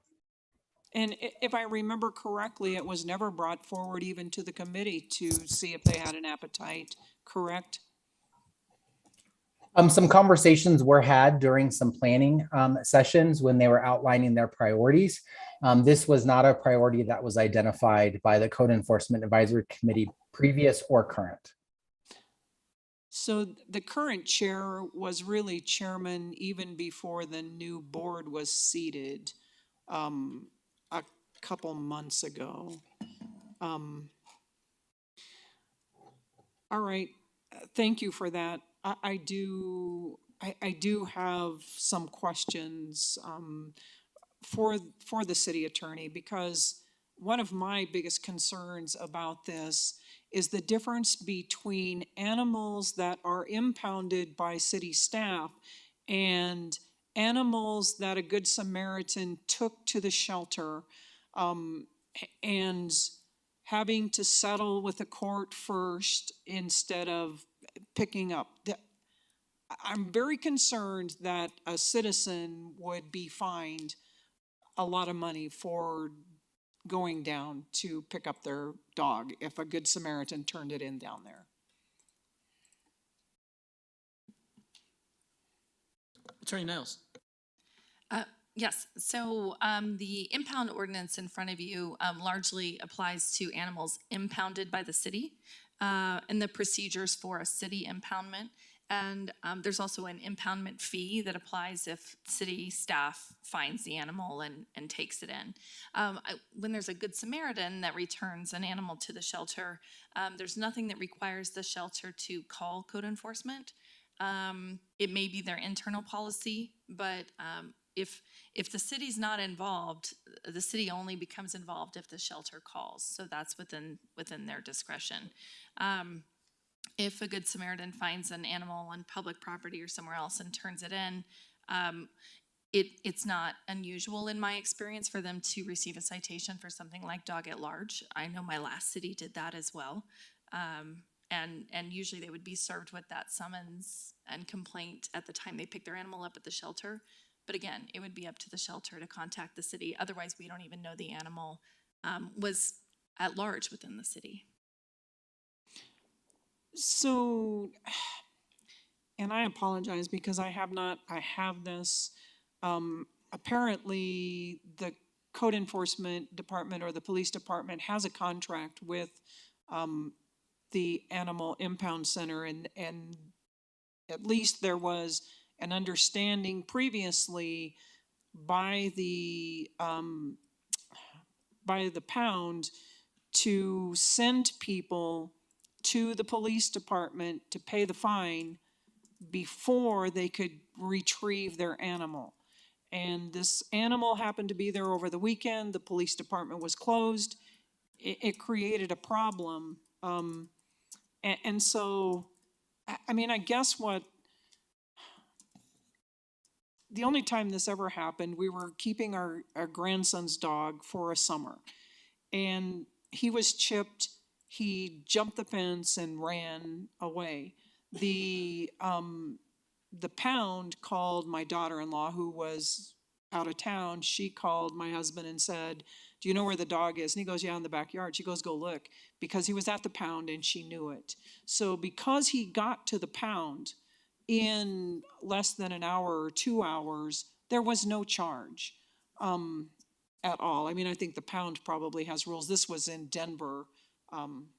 We live pretty close to the border, but I just want to make sure that people, I understand we need to keep our dogs on leash, but occasionally dogs get away for whatever reason. So is this totally different, or is that contract signed by code enforcement tied in with this at all? I was just reviewing the contract. It's 13 pages, so it's not something I was able to get through while you were making your comments. But we do have a contract with the shelter. We pay the shelter, and in 2023, we will pay the shelter $82,000 to house animals that were turned into them from the city of Englewood. And under that contract, which I've been very quickly reviewing because it is several years old, I'm not seeing anything that requires them to contact the Englewood Police Department unless they are impounded by Englewood PD or Englewood Animal Control. Okay, I appreciate that, and I mean, in a lot of ways, I would like to pull this. I really would like for the Code Enforcement Advisory Committee to look at this. But even if we're not gonna do that, if we just could pull it till the next meeting so we could get, information from that, contract. Is that a motion to table? I move to table till the next council meeting. Is there a second?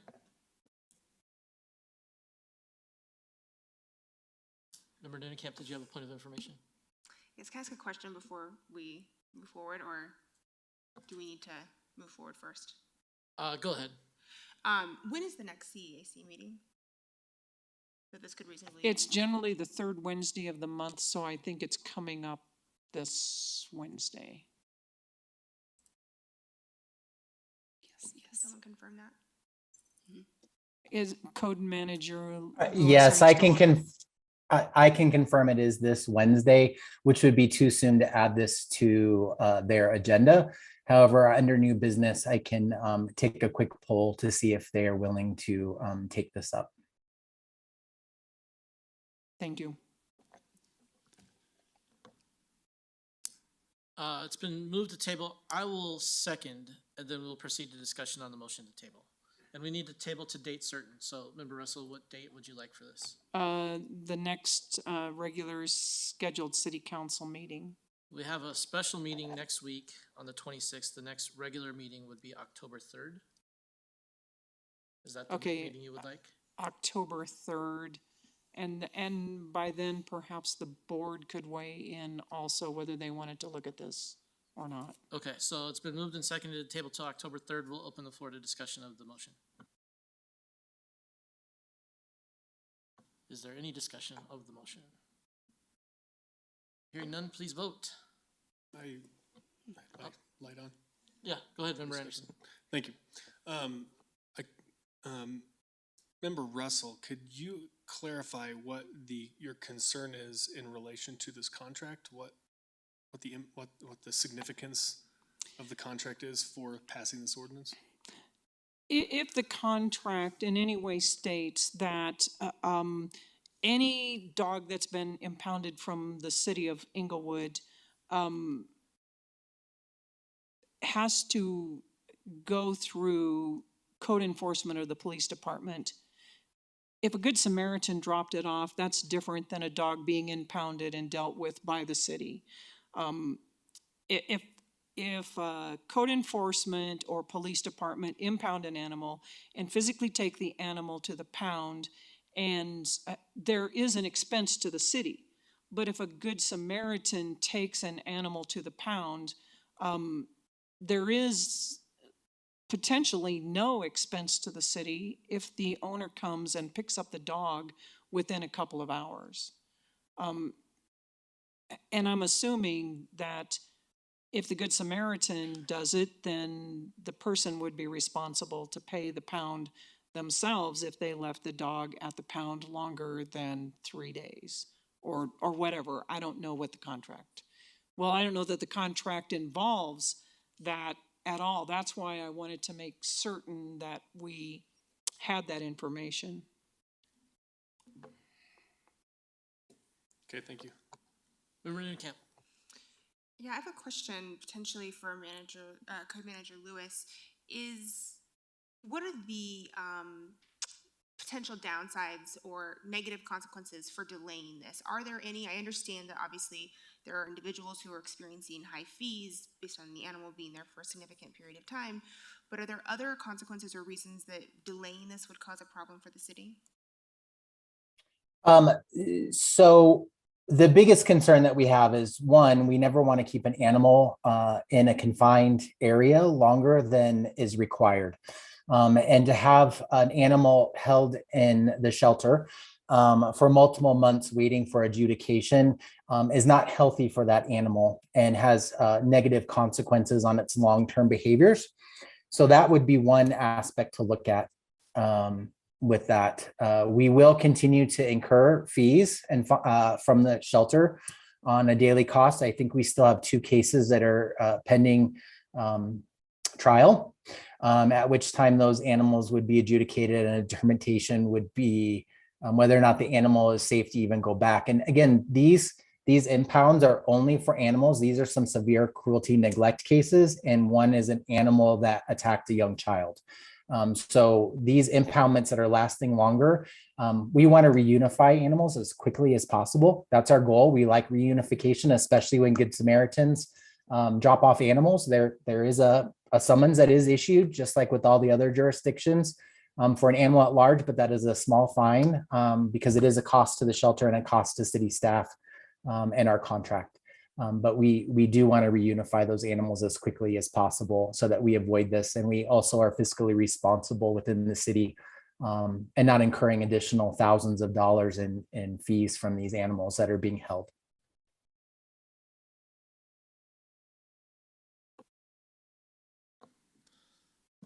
Attorney Niles, we have a couple of cases, as Code Manager Lewis just indicated, that are already in the system. If we change the code now, are those cases that are already in the system preparing for adjudication affected by the changes that we make?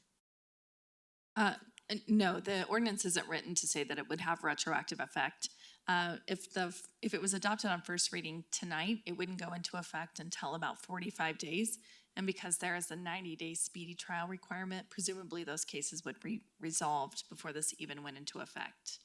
I also did review the contract in more detail. I have reviewed it fairly recently because the amendment was just adopted this year. And so I was able to review it quickly. I did confirm that nothing requires the shelter to contact the city when an animal is turned in due to an act of a Good Samaritan. And that is certainly something we could notify the shelter that they don't need to let us know on that. We would certainly be happy to implement council's direction on that. Also, a follow-up to Code Manager Lewis's comment, by our contract, if an animal is held more than 15 days during a municipal code violation or criminal prosecution, the city is required to pay $25 per day after the 15 days. And so the ordinance as written states that those costs shall be imposed against the defendant because otherwise the city has to pay for it out of taxpayer funds. And do you see some harm in tabling this, or would it be okay potentially to allow Code Enforcement Advisory Committee to review it before it comes back to us?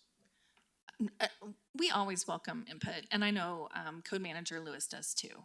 And I think the potential impacts of delay could be money that accrues on, or shelter costs that accrue on additional animals being held, that maybe an animal that was taken into custody during this process.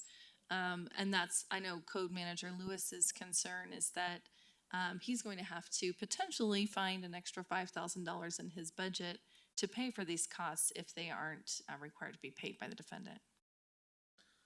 That makes sense. Thank you. Member Woodward. Yeah.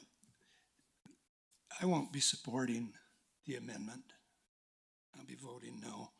And the reason being is this is an ordinance, so we have a first reading tonight, a second reading in 2 weeks. We can modify at that 2-week time, just like any other ordinance, and then have a third reading again, a new second reading, and then in 30 days it takes effect. So I think that gives the time for code enforcement to at least discuss it. If it can't be an agenda item, at least it can be brought up. And I don't want to see the city paying more than they have to be paying, and I certainly don't want to see citizens paying more than they have to be paying for shelter fees. I think that's wrong. And I know the shelter,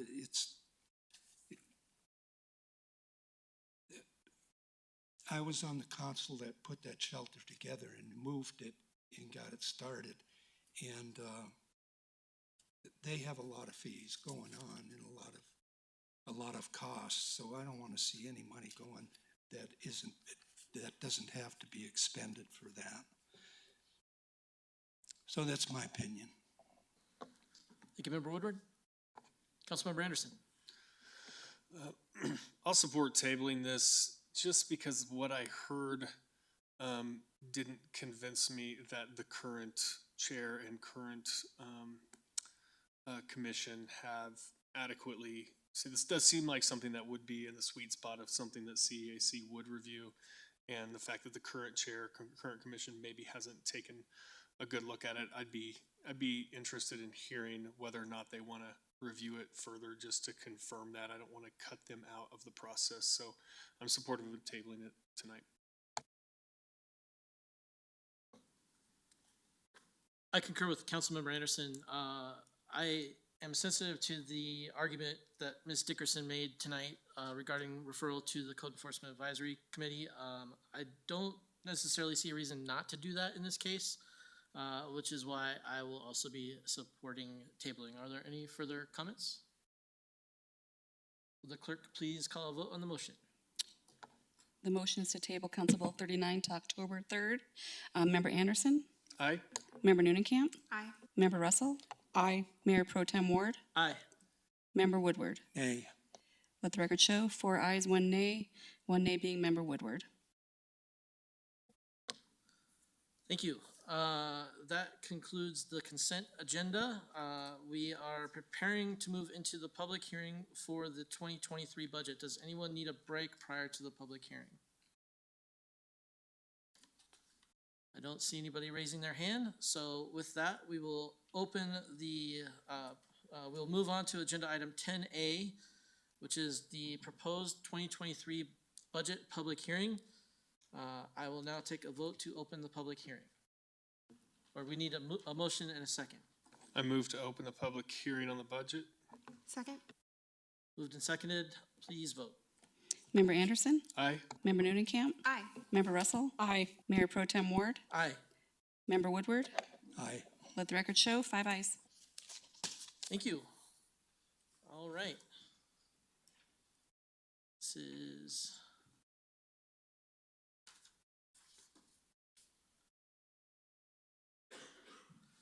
I see Finance Director Jackie Lowe at the podium. Director Lowe, we are in a public hearing, so I do believe the clerk needs to swear you in prior to testimony. Jackie, will you please raise your right hand? Do you swear or affirm to tell the truth, the whole truth, and nothing but the truth in this matter now being heard by the Englewood City Council? Yes. Okay, please state your name and your position. Jackie Lowe, Finance Director. And Director Lowe, if you want to make sure that you get close to the mic when you talk or adjust it so that it. Okay.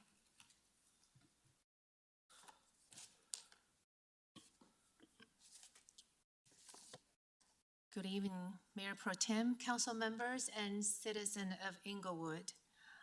Staff welcome public comment during the public hearing for the proposed 2023 budget.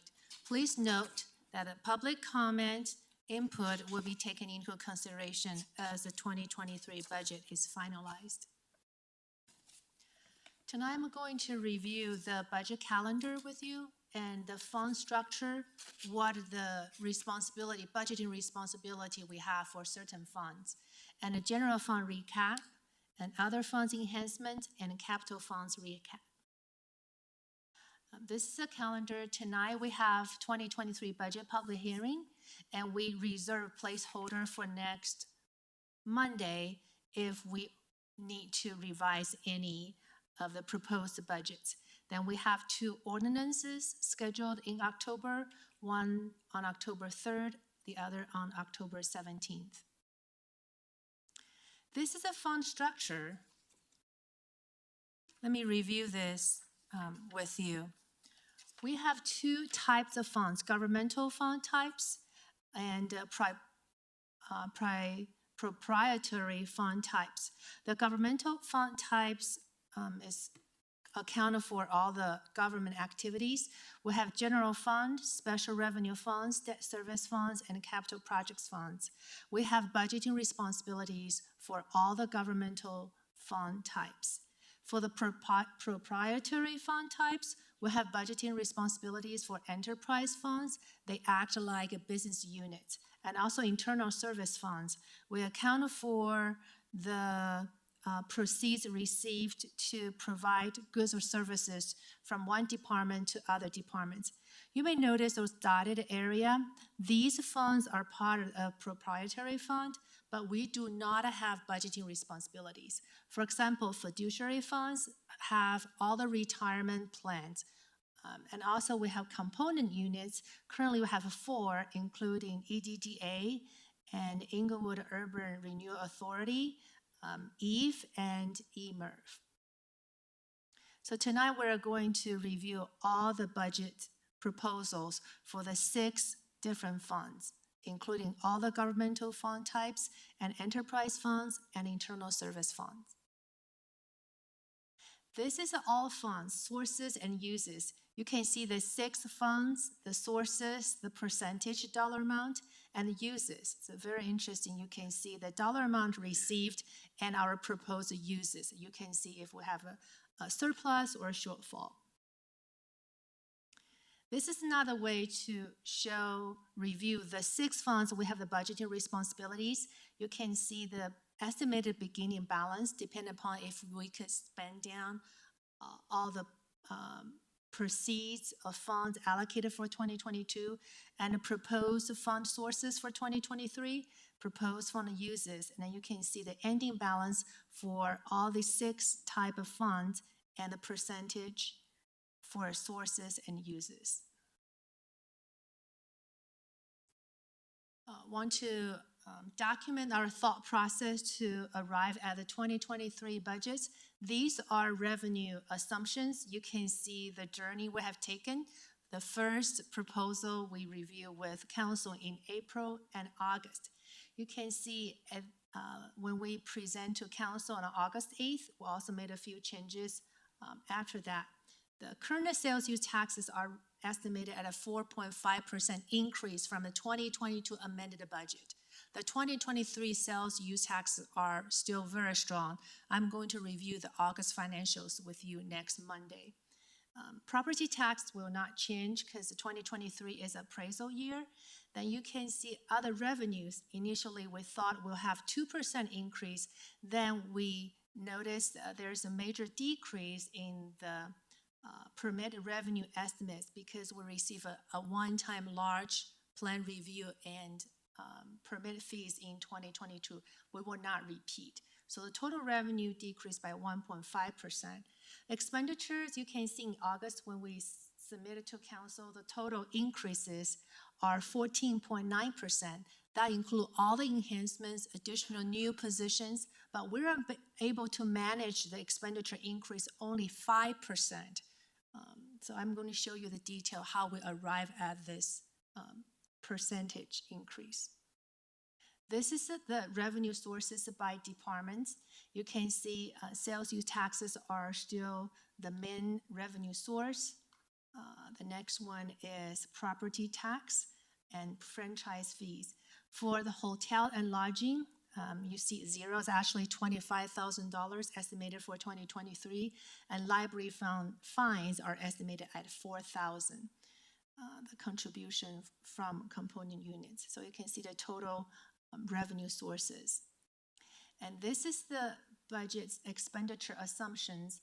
We have a salary increase at a 5% for all employee classes, EEA staff, EBPA, and also other classes. The medical insurance currently is estimated at a 10% increase from 2022 amended budget, but once we finalize the negotiation with the broker, this number will change. Another thing is the non-personnel increases are estimated at a 7.5%. We really reduce a lot of enhancements request. Only approve those related to inflationary adjustments and also those required by law. Then, how do we manage the expenditures to reach that 5% I talk about? One thing is personnel vacancy savings. Currently, we're estimating 30 vacant positions for 2023. So effectively managing the vacant positions are very critical to manage our 2023 budgets.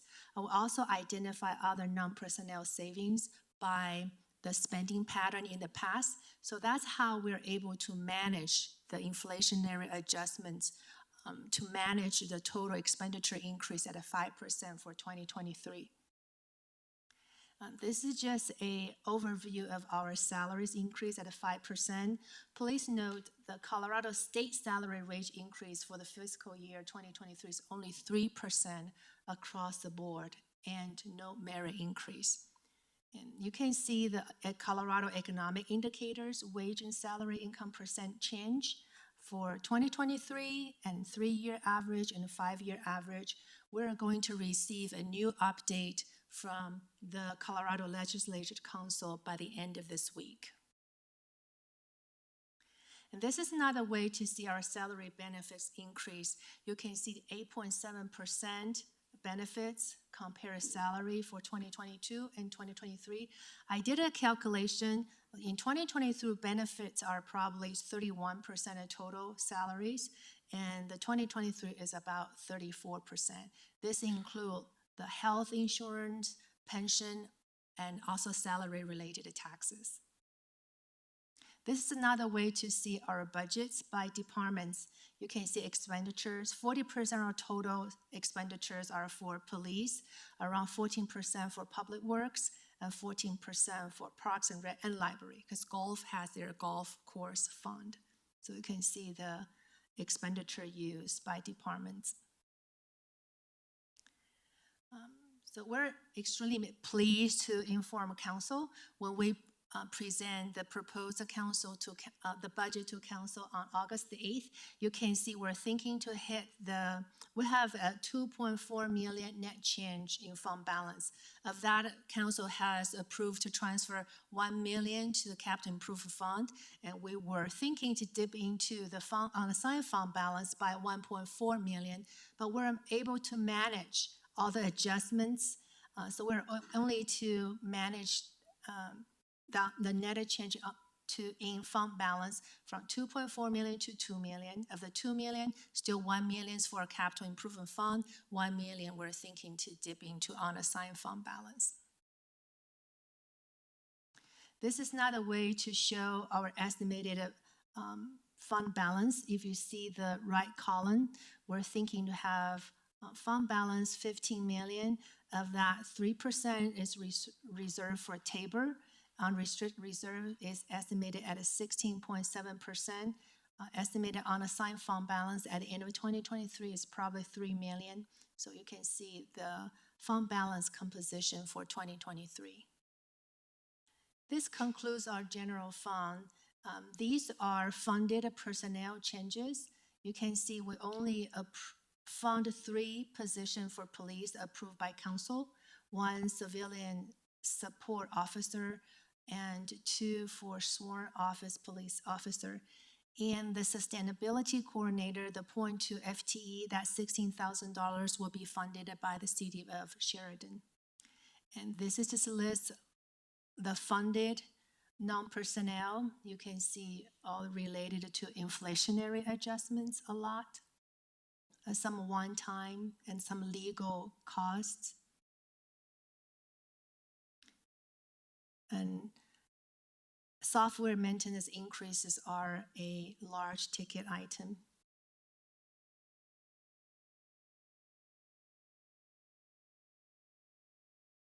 So total 2 million funded non-personnel changes. Let's take a look at the revenue changes. You can see we increase the plan review fees by 25%, and this is the estimated dollar amount we're going to receive. Also, we plan to increase Pirates Cove daily admission by $1. The impact is $90,000. For the waste transfer surcharge, we have increased that surcharge by 25%. Yeah, so that's how we get a 13 cents per cubic yard. That will gain additional $217,000 revenue. This is just internal services charges. Yeah, let's take a look at other funds. This is just a summary for water fund, sewer fund, and stormwater drainage fund. They all have the rate increase and get approved by council. You can see the estimated funding balance for each fund. This is under assumption they are able to spend down, complete every capital project they propose for 2022 and 2023. This is the other fund, the personnel changes. For utilities, the total will add a 7 FTE between sewer and water.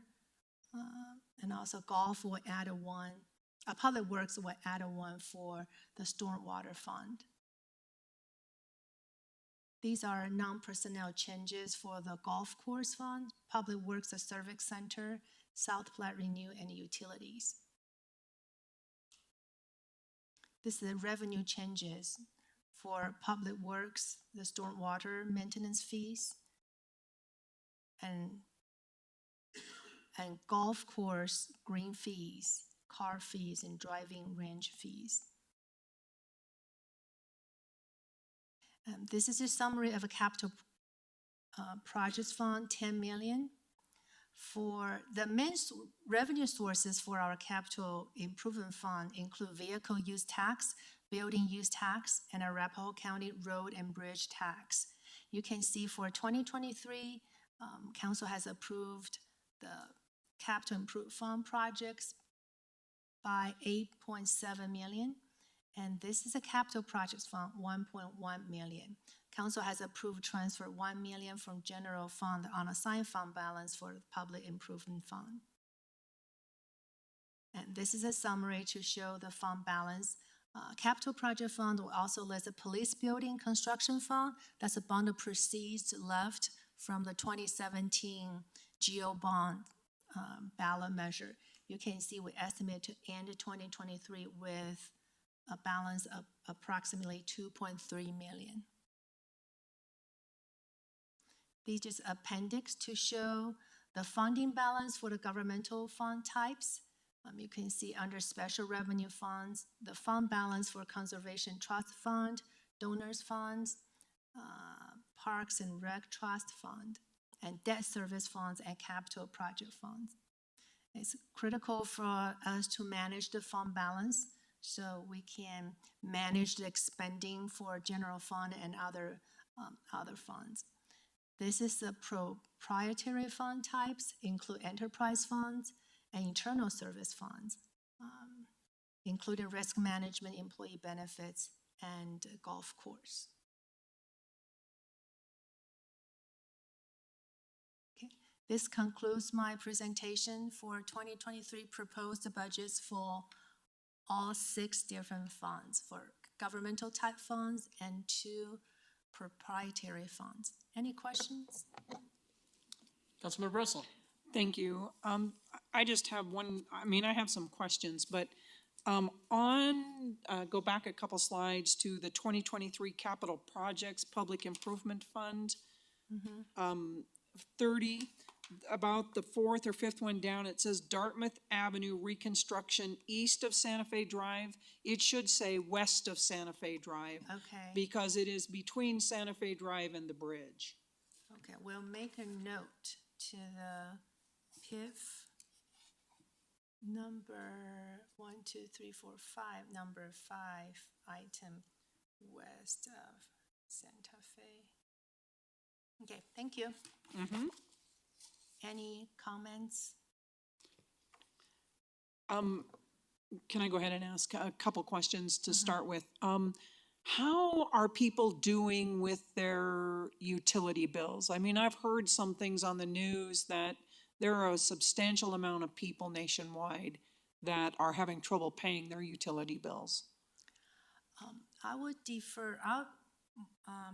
Shall we request a council request? Have utilities? Yes, answer? Okay. yeah, I would like to know the delinquency rate. Okay. I think it's just kind of good because we've raised the fees quite a bit, and I think people are struggling anyway. Yeah. I remember during our quarterly variance analysis when we met with utilities, because we have assistant program, I think Arapahoe County, but it's not greatly utilized, but I don't want to speak for utility department. But I Okay. can jot down for the delinquency rate I and the think- use of the assistance program, Okay. utilization. Yes, actually, good point. We need to do both of those. My other question is, does this proposed budget include the two ballot initiatives passing? Or does it not include them passing? Thank you for asking. That does not include. So we can fund this budget even if the ballot initiatives do not pass? Correct. And will things change if the ballot initiatives do pass? Will that help us? That will not change our need. It would just give us more resources to fund another 6 police officers position and get additional funds for the street maintenance. Okay, thank you. I appreciate that. That's all for now. I mean, I do have more questions, but I'll let somebody else go first.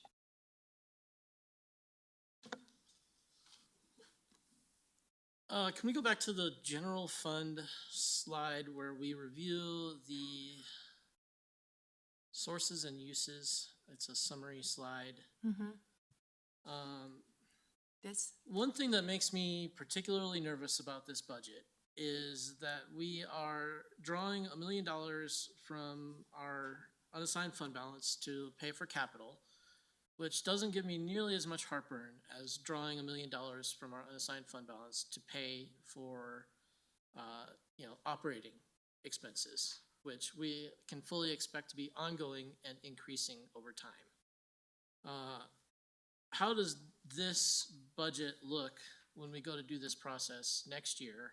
Are we going to be drawing more money because we refused to stop growing the size of our government organization and perhaps contracting some services and tightening the belt a bit? Or are we still expected to be able to operate year over year into the future at what effectively amounts to an operating deficit on an annual basis? Yeah, thank you for asking this question. We actually finance did a 2024 to 2028 5-year pro forma, the forecast, because we want to know if we really implement the result of a comm study analysis. We allocated $1.7 million in the contingency fund. What does that mean? You have a 5% increase for 2024 on top of the $1.7 million, the implement. Can we sustain that? Will this business model work? So we had a very good conversation at a leadership team meeting to talk about what are we going to do now to respond to the 2024 budget.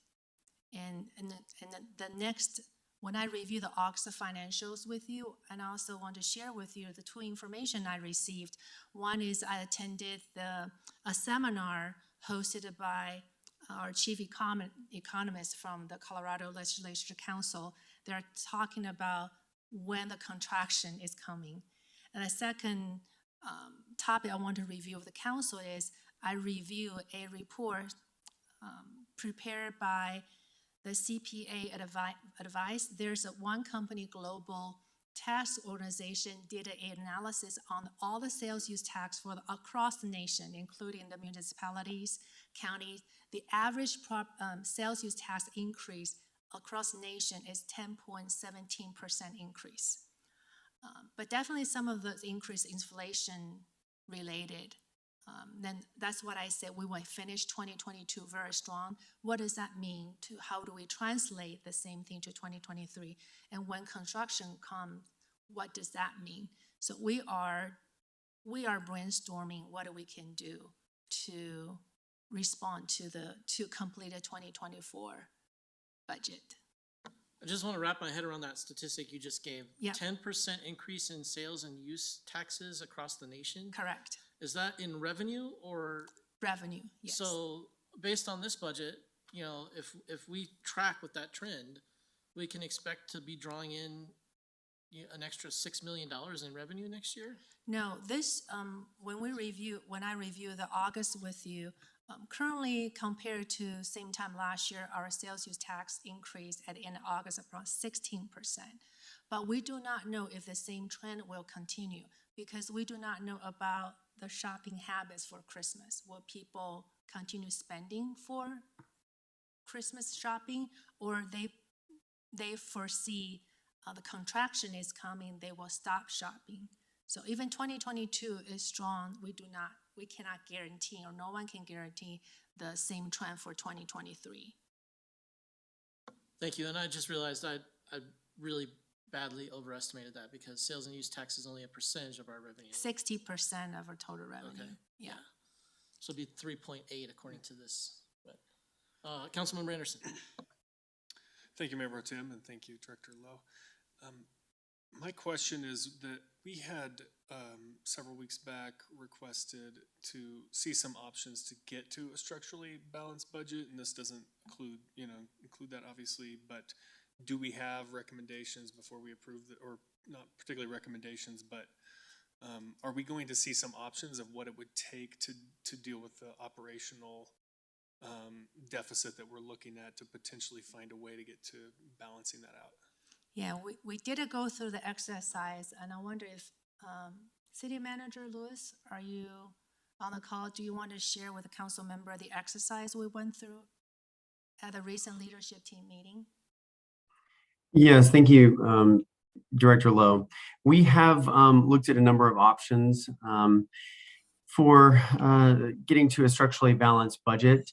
One of the good things that is happening is that we haven't finalized insurance yet, but it looks like we're going to be under our projection of the 10%. I really give credit to our HR staff and Assistant City Manager Tim Dodd for their work, as well as our benefits negotiation team. So we are feeling better about that particular piece. City governments are essentially, there are a number of ways to, balance the budget when you have a deficit. We can cut capital, we can cut operating expenses, which includes staff. We can raise taxes. Of course, that takes voter approval, or we can find other efficiencies. So the leadership team has been working on that question. It's not an easy question. It's one that with my last couple of one-on-ones with council and starting in earnest this coming week, I would like to talk to you all about. Certainly, some of these topics are sensitive in nature. We definitely have plans for that. I think that we can do this relatively painlessly, but we're still waiting on more information as we finish this year, see how we're looking going into next year, and continue to refine our projections for 2023. What we are confident in is that we are not going to need to make any kind of draconian cuts this year to do that, but we definitely want to be responsive to the question of what would it take to get to that no usage of the unassigned fund balance. Thank you, City Manager Lewis, for that answer. Thank you, Director Lowe. Member Danna Camp. Thank you. So in this slide, I also want to bring up a conversation that we had the last time we discussed the budget. I see that we have the unrestricted reserve percent of revenues set at 16.7% for each year, or for each column, which it's percentage of revenues for which year are we calculating? Does that make sense? Yeah, we are, for 2022, when we proposed the budget to council, we used 16.7%. If I remember correctly, when we had a conversation about the reserve policy, the last conversation we landed, our baseline is for the future revenues as a baseline, not the past auditor numbers or current year's estimates. Then we're thinking 16.7% is a good starting point. And definitely we can decrease this if we feel we have a lean year, or increase this if we have a prosperous year. So the 16.7% that we're looking at here is for the anticipated revenues for 2023. And you're recommending that we don't consider a ratchet or a slide until the 2024 budget? No, we can change the percentage now, but we use 16.7% just based on our last conversation. So we could say if we're submitting a 2023 budget that require 1 million unassigned fund balance, so that's not a budget with operating surplus, we could actually decrease the unrestricted reserve percentage based on our proposal. To make it balance, essentially. Or No, this percentage will not increase our operating surplus. This will just change the composition of fund balance. We have a more unassigned fund balance if we decrease unrestricted reserve. thank you.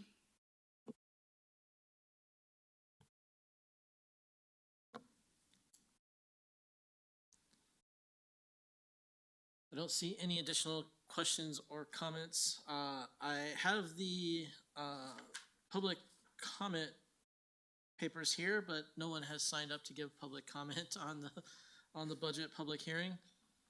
So I think we are ready to, I see Member Russell over there. So what are we going to do next? Because I did go through the budget book and I do have some questions out of the budget book. I think now would be an appropriate time to address those questions if you would like. Okay, if I could, that would be great. Okay, hang on. So in the budget book on page 15, 2023 consolidated budget summary, sources by use of funds, it does have the police headquarters construction fund in there. I do remember seeing charts later on that we are going to be spending $500,000 per year starting next year, 2023. I don't remember, but what happens to that fund? Are we going to be using, is the police department going to be using that to buy more equipment or cars or whatever? Yeah, this is one topic we discussed. We pull out the ordinance 2017 to see what we can use the funds for.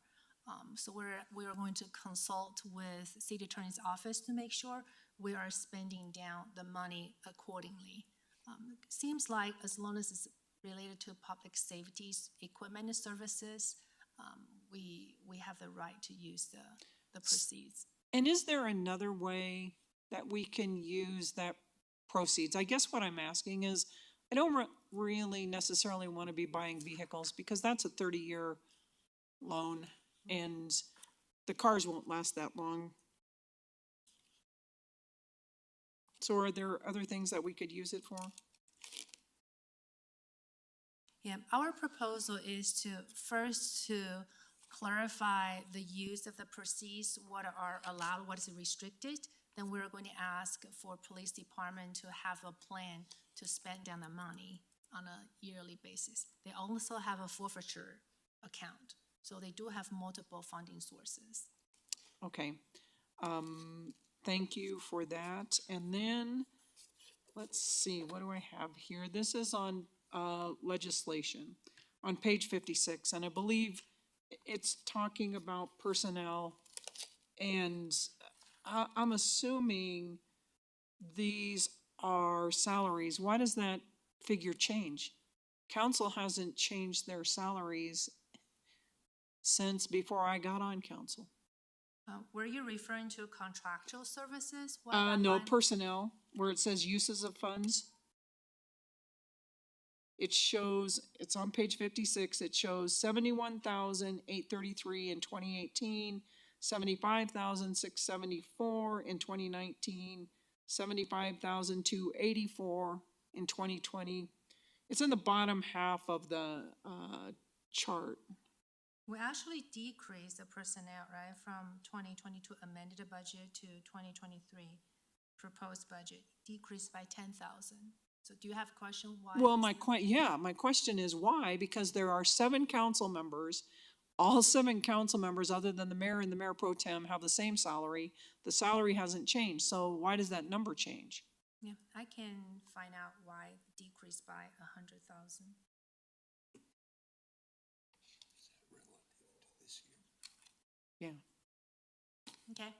Let's see. I marked.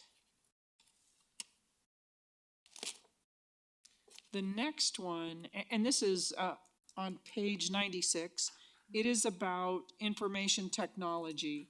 And it's mostly the statement down at the bottom. It says the Central Services Fund was closed at the end of 2019, and the USPS mail services are budgeted in Parks, Rec, Library, and Golf, and the copier service charges are accounted for in information technology department budget. This cost allocation better reflects which departments are responsible to complete these specific duties and tasks. So I guess what I'm asking is, why was printing assigned to IT? And I mean, when you look at the budget for printing went up in IT exponentially. I don't know if I see it on this page or it was on a different page. Yeah, we no longer have the central services. That's for the central print shop. We dissolved the operation. So the contractual services are under IT's more for our software, hardware. So it's for We centralize a lot of software application from other departments to IT. Okay, so, but the printing itself, how many printers do we have in the building? We can find out. Okay, and the IT department doesn't do the printing, right? Each department does their own printing? I think the copier, the contract is managed, the copier is managed by IT. Okay, so it's the contracts is managed by their, and I will,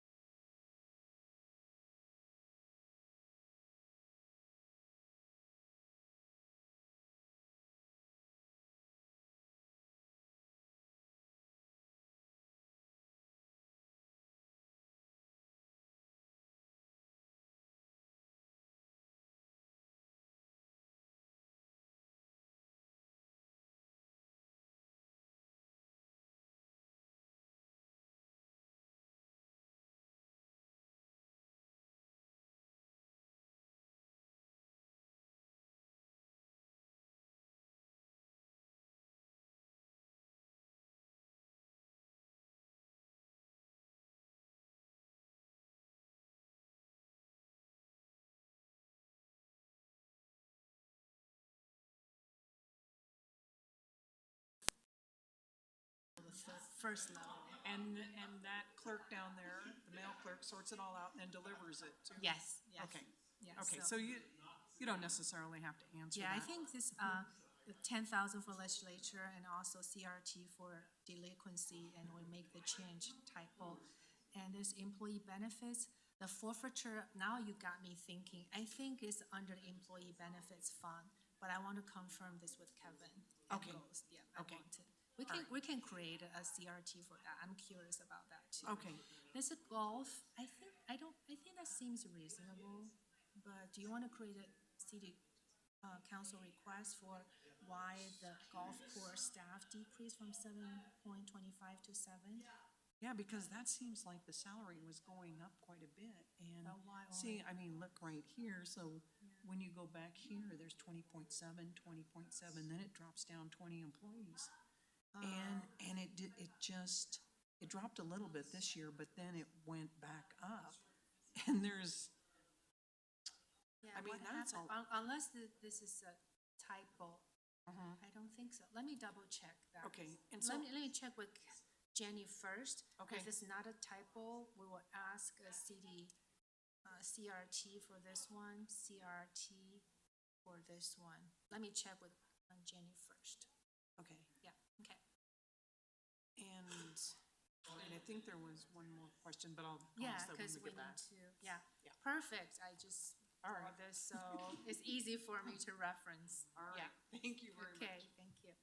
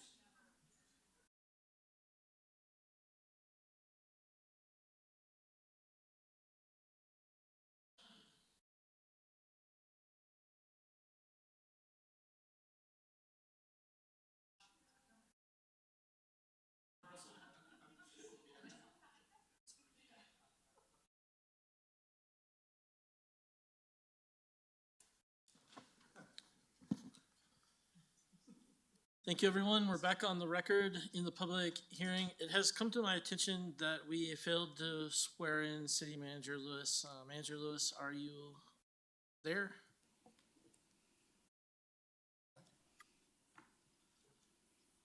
I am, thank you. If the clerk would please administer the oath. Can you raise your right hand, please? Do you Yes, swear or affirm to tell the truth, the whole truth, and nothing but the truth in this matter now being held by the Englewood City Council? I do. Please state your name and your position. Sean Lewis, City Manager. Okay, perfect, thank you. All right. Member Russell, you have the floor. Thank you. I think I just had one more question. Oh, no, this goes back to Central Services IC. I do not remember. I will tell you, there is one more question that I do have because I remember seeing this. I don't remember where, but I will look. That it seemed like it's in one of the the enterprise funds that they were getting in the budget part, it was saying outside sources of funds. So I was a little bit concerned about that. I'll have to go back and find where that was, and I will ask you about that later, but I suppose we can't take that under consideration. But the enterprise funds, does that just mean that we as a city can't mix government funds with enterprise funds? Or does it mean any outside funds? And I don't know what the outside funds were, so. Okay, the enterprise funds cannot receive any general fund sources, probably more than 10%. So we are monitoring that. Okay. Just like ARPA we were talking about, but that's not a concern because there's a final ruling on ARPA funding. We can use up to 10 million for lost revenue provision, so. Okay, so is it possible that that's what I could have seen that there was, so in the enterprise funds, we could have used some ARPA money to make up things for them, or do you know if we did? Yes, council approved the allocation of ARPA funding of 4.87 million. We used for enterprise fund for capital projects. Okay, that probably is where it was. Thank you so much for answering my questions. Any further questions or comments from staff?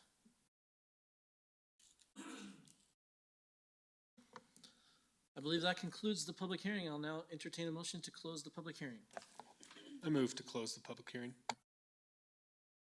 Second? Moved by Member Anderson, seconded by Member Neunenkamp. Please vote. Member Anderson? Aye. Member Neunenkamp? Aye. Member Russell? Aye. Mayor Pro Tem Ward? Aye. Member Woodward? Aye. Let the record show 5 ayes. Thank you, Director Lowe. Thank you for your time and directive. Thank you. Our next item on the agenda is ordinances, resolutions, and motions. Agenda item 11A1 is Council Bill 51, amending the fire code to expand authorized usage of temporary emergency shelters during severe weather. I move to approve CB 51. Second? It's been moved and seconded. Is there discussion? Weren't we gonna ask for any questions first, or no? Guess we can include that now. We've had a motion in a second. Sorry, jumped the gun.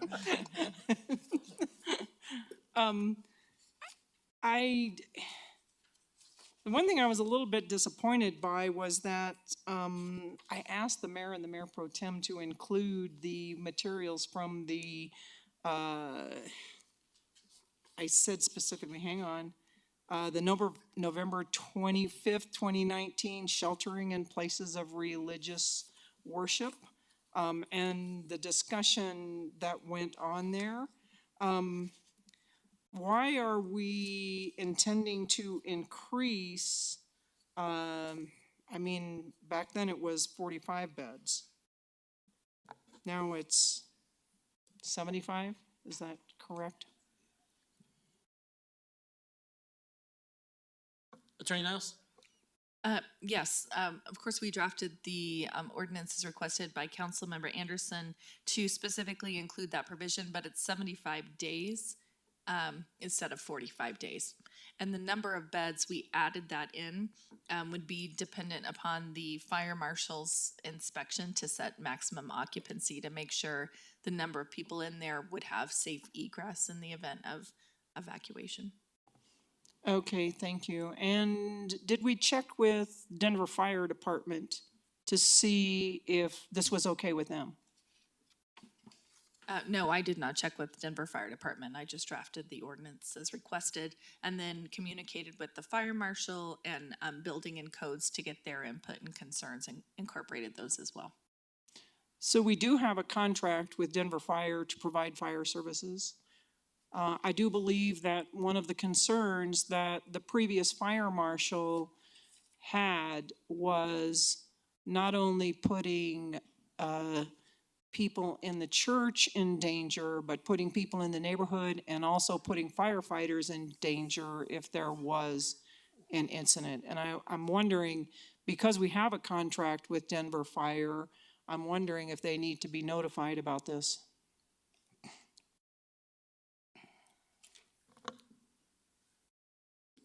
Attorney Niles, if I recall correctly, our contract with Denver Fire allows us to set certain local fire regulations. Is that correct? I believe that's correct. I also, in response to Councilmember Russell's concern, I mean, it's a valid concern and a good one. We also input a provision in there that they have to comply with all other applicable laws, including Americans with Disabilities Act, to respond to those concerns regarding access and accessibility and to ensure there's safe egress and ingress. Thank you. And then one other question. It doesn't necessarily say in the ordinance that the watch people have to stay awake, but there has to be 2 of them? Or did I read that wrong? Actually, that was a recommendation of the fire marshal. It does require a waking fire watch, and it requires 2 people. And the thought on that is there's 2 people on fire watch, but only one of them has to be awake at a time, so they can take shifts where one person can get a 2-hour nap while the other person is awake, and they can alternate. The fire marshal's thought on that was that it's a safer procedure rather than putting one person there awake at all times overnight, that it's more likely to be effective doing that shift system. Okay, thank you very much.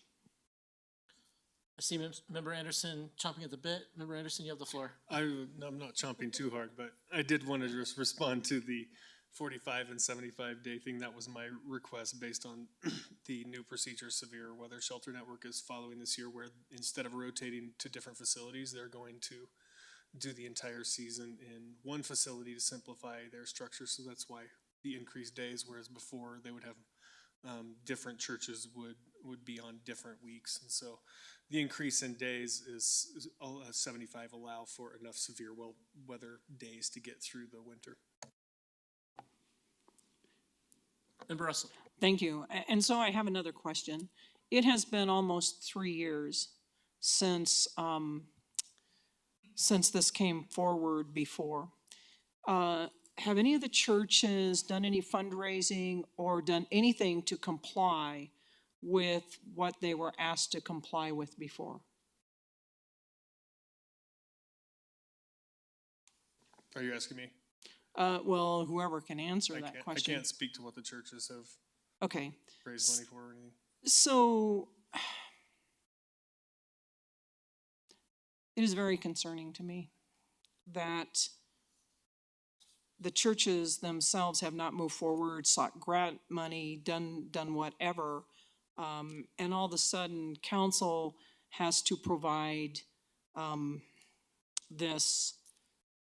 So I have some grave concerns about this. Thank you. Member Nunekamp. Thank you. I'll be supporting this measure tonight and supporting it strongly. I think we speak a lot about the challenges that we're facing in our community, and there are challenges that the city can't tackle all by ourselves. And one thing that I love about Englewood is that we have partners who are coming together to work on things together with faith communities, with private organizations, with businesses. And I think this is an example of innovation and of partnership, of how we can tackle a big challenge in our city together that really fosters compassion and humanity and equity. And so I understand that there are challenges to figure out how to do this in a safe way. I trust the work of our fire marshal and our city attorney to ensure that we're upholding the laws that we have to uphold, but also able to do it in a safe way that actually expands the program's ability to actually save lives this winter. And so I hear the concerns, but I think that we have mitigated against those appropriately, and I'm happy to vote for this tonight. Member Woodward. Thank you. I'm not totally pleased with the bill or ordinance, although I see a lot of things that have gone into it, a lot of work that's gone into it to come up with different things. And it concerns me, the fire safety concerns me, these 2 people per shift, or, you know, at night, one person may be sleeping, so only one person is awake. If it was me, I would end up falling asleep while I was on duty if it was quiet. However, the more, I look at this and this sort of thing, and I end up coming back to the alternative of Denver or Englewood police or high school kids finding somebody under the bridge on the trail at Little Dry Creek Trail, frozen to death the next morning. That isn't much of a choice. So I will be supporting this tonight. However, I'm not totally pleased. I would like to see over a period of time what we can do in the future to make this better. In whether that's, I had mentioned that there's possibly another place that could be a prospective shelter for us, which would be the old fire station on Tejon. That's something to look forward at or look at in the future, that might be an alternative. But I'm going to support this for right now. Thank you. Thank you, Member Woodward. Member Russell. Thank you. I will not be supporting this tonight. The previous fire marshal put her job on the line, is no longer here because she would not back down for the safety of the individuals that were involved. I don't want to move people out of one situation. Denver has plenty, they've changed a lot of their hotels. Why don't we check into partnering with Denver and see if we can get people there? I think that just because we can rewrite the law does not mean that we should. And just because we are not, or we're immune to it, doesn't mean that we as council members can be sued. Heaven forbid that there would be a fire. So I will not be supporting it. Thank you. Member Anderson. I don't think it'll be surprising to anyone that I'm supporting this tonight, but I did want to say just I've seen the organizations that are involved, the churches, many of them on very tight budgets, but offering these are churches offering up their space. That's what they have. They don't have a lot of excess cash. They don't have a grant writer to go around writing grants. And then we have another organization, Severe Weather Shelter Network, that works their tails off to recruit volunteers who don't get paid anything to do this. And I know the salaries at these organizations are not super high as well. So these are people who are passionate about keeping homeless people safe. That's what that's what they exist for. And they're going to stay up and do the fire watch. They're going to make sure if there's a situation that everyone gets out. This is what, we know that if people are left on the streets, they're going to die. They're going to freeze to death every year. We know that if we put them in safe places to sleep at night where it's warm, they're not going to do that. So I think this is a net win for safety. I dream of the day when we don't have to do it in the basements of churches. I think this is, Member Woodward is absolutely right. This is not the ideal situation. We need sheltering in Englewood. That's what we're missing. That's what we need, for this and for other purposes to accomplish our homelessness action plan. And so what do we do in the meantime? We do the best that we can with the community members that we have that are willing to put their energy into it and time into it. And we want to make a safe way for them to move forward doing that. So I'm happy to support this tonight.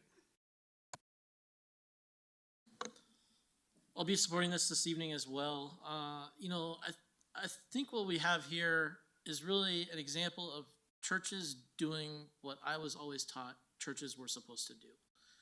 And that is care for people who are, for whatever reason, unable to care for themselves. And anytime government stands in the way of that being accomplished, I think it's problematic.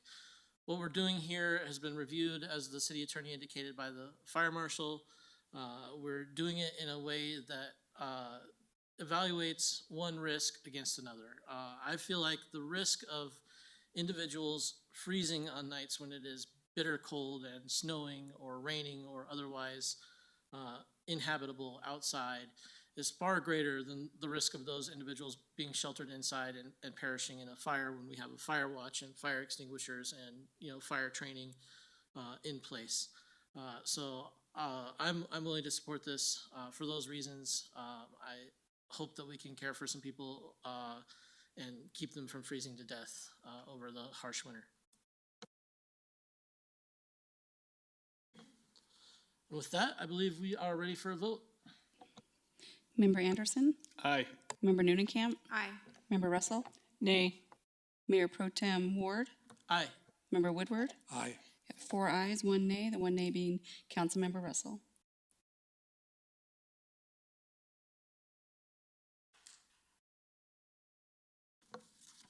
Thank you.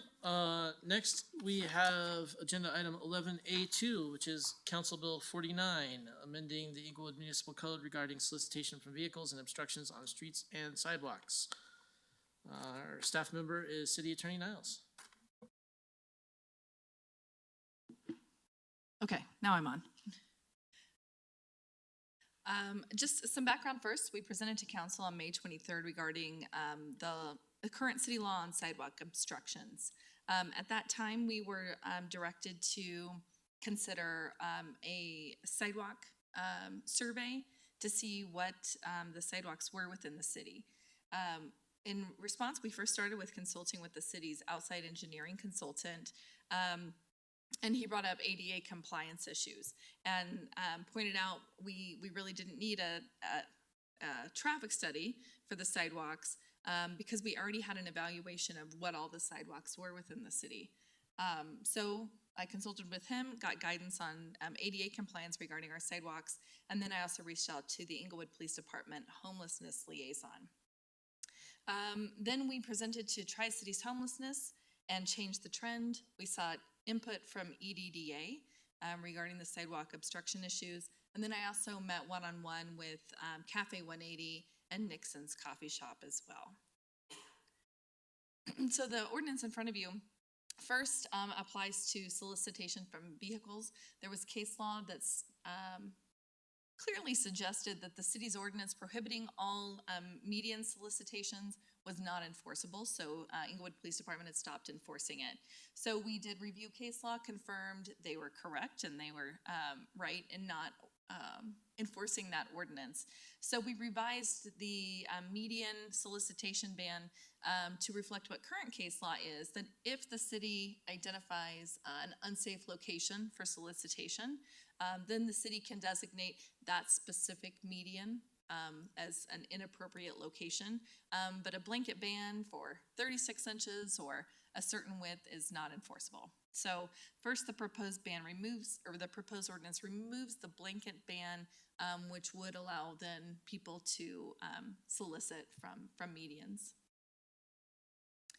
The second part, which is completely unrelated to solicitation, is regarding obstruction of sidewalks, sidewalks and rights of way. So it defines obstruction to expand the definition to specifically include sitting and lying across sidewalks and right of way, and placement of unpermitted furniture and property except as incidental to a lawful use of the sidewalk. The reason we chose this language is because it ensures ADA compliance. As someone commented earlier, we are required by ADA to provide 48 inches of clearance for city sidewalks to ensure accessibility by those with limited mobility. We discussed whether we could just make a rule that says you can't obstruct a sidewalk to the extent it's less than 48 inches. That already is the law. That's already in the ADA. But secondly, our concern was we're talking about mobile obstructions. And so let's say someone is walking down the street, see somebody laying, they ask them to move. Well, it's possible they could just move and then put it right back, and then the next person is facing the same obstruction. So we discussed these different issues as a group and decided that the cleanest way to address this would just to say specifically laying across sidewalks is a prohibited obstruction. So if people can't sit and lie on the sidewalks, then where can they sit? First and foremost, benches and furniture that's already on our public right-of-way and sidewalks is where, as a city, we prefer people to sit. The sidewalks are designed for that. We know they already comply with the ADA. And if someone has personal property, they set it next to them on the bench or next to the bench on the ground. We know the ADA has already been met because we designed it that way and permitted that sidewalk obstruction accordingly.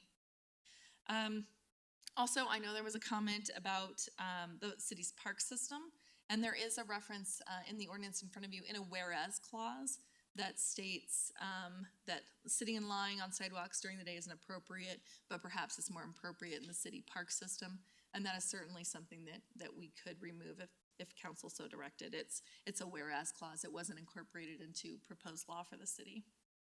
And in general, sitting and lying is appropriate in other public places that aren't streets, sidewalks, or city right-of-way, or building entrances or areas used for passage of people. I did receive some questions today, quite a few questions, actually. And those questions were things like,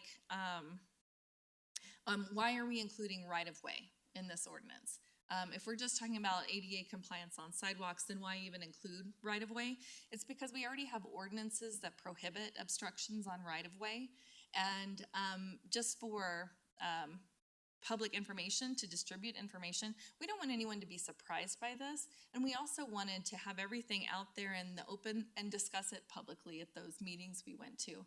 So we included it, A, so that people know that's already the law in Englewood, that you can't occupy the right-of-way, and then B, to make it clear to those impacted and to police that sitting and lying on sidewalks is an obstruction that's already prohibited by city law.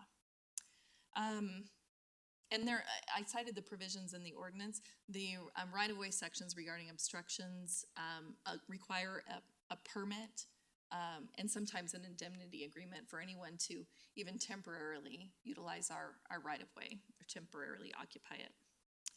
I also received questions today about parks. Is this an appropriate use of our parks to tell people you can't sleep on our sidewalks, or when I say sleep, I'm sitting and lying because I'm anticipating this is more during the day because that's when we have the most traffic. So that's how I've been thinking of it in my mind. So if people don't want to go to parks and they can't sit or lie on our sidewalks, then where else can they go? Well, this doesn't affect private property at all. When I spoke to Cafe 180, they indicated they do allow people, if they follow Cafe 180's rules, to sleep outside in their shelter and to clean up after themselves, of course, the next day. We also do have other city properties that may be appropriate for sitting and lying and sleeping. That is a study we've undertaken, but it's not anything that is ready for public discussion. or presentation. If this ordinance goes into effect and council does want city staff to study those properties, which we've already created a map of them, then we would have 45 days. If it passes tonight, about 45 days to come up with those locations.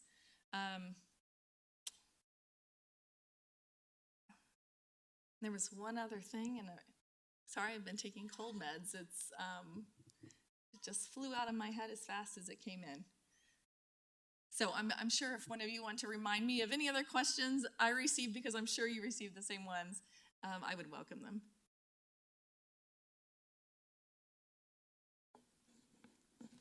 Member Anderson. Thank you, City Attorney Niles. My question is regarding right-of-way obstructions, which you did send me the code on the encroachments. Does our current, I'm reading through this, I'm not seeing exactly how it applies to sitting in line. Would our current code on encroachments on public right-of-way, do they make it illegal to sit or lie on the public right-of-way? Okay, I'll go off of memory. I didn't bring my laptop up with me to pull up that section. In general, our code says that for you to encroach on right-of-way or for you to temporarily occupy our right-of-way, then you must have a permit to do so. And then if you plan to have more of a permanent encroachment, not only do you have to have a permit, but you also have to have an indemnity agreement, which means you have to put in a contract that if the city is at all sued or if anyone claims damages because you used our right-of-way, then you have to agree to defend us and pay any damages that may result from your use of the right-of-way. So no, it doesn't specifically refer to people sitting and lying on the right-of-way, but it does say that temporary occupation is prohibited absent a permit. I guess my question then is, what is the like? I find it hard. I don't think this particular situation was probably in view when this code was originally written, and I find it hard to imagine that the original, when this code was originally written, that they had in mind that intending to prohibit sitting or lying like that. That's what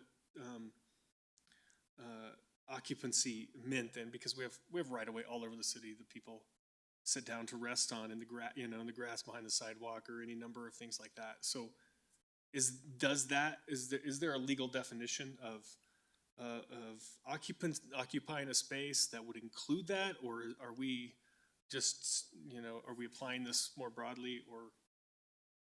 No, there is not a definition of that would apply here. I think we have to, as a lawyer, I take what the if we don't define it in our code, then I have to look at what's the commonly accepted definition of occupy, which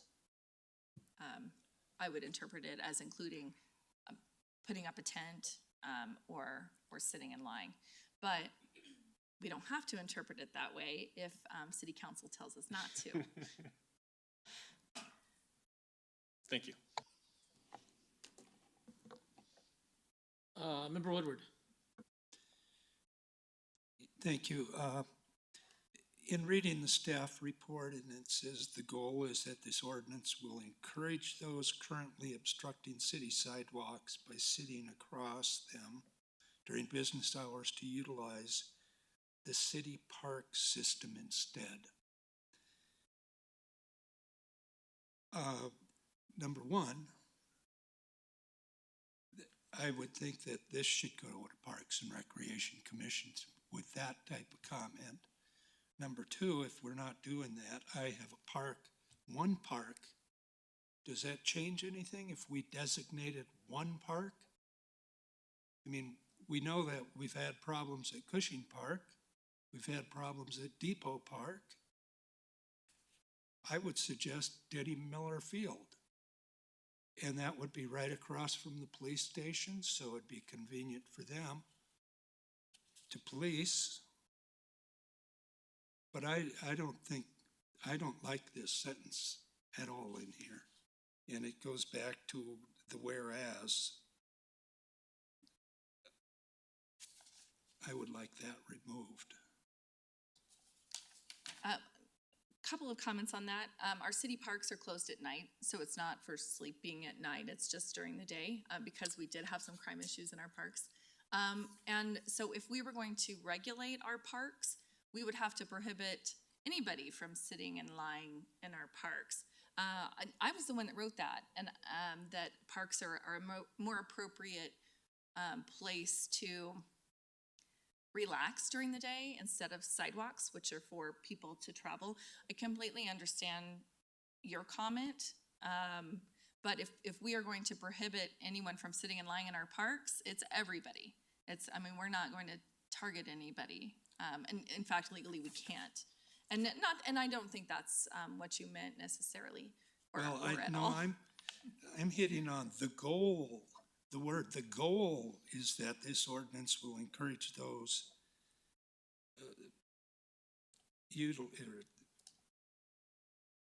those cities' park system instead. And being a parent of, which now makes me a grandparent, I don't want to see that mixture, especially of the type of, the people I noticed and had seen on Broadway in front of Cafe 180 are not the type, are not your typical. I mean, all of a sudden, there's some people there that definitely have either high drug issues or mental health issues. Something's going on. And I don't want to encourage them into a park, especially with children and playgrounds and stuff like that. That's what I'm getting at. I think you make a really good point. And in retrospect, I think we should have worded it as the goal is to encourage people to find a more appropriate place to relax or sit and lie. Because, for example, benches on sidewalks, that's what they're made for. They're made for people to relax and to sit there. And so that's certainly a place we want to encourage people to sit and even lie on. And so in retrospect, I wish I would have reworded that.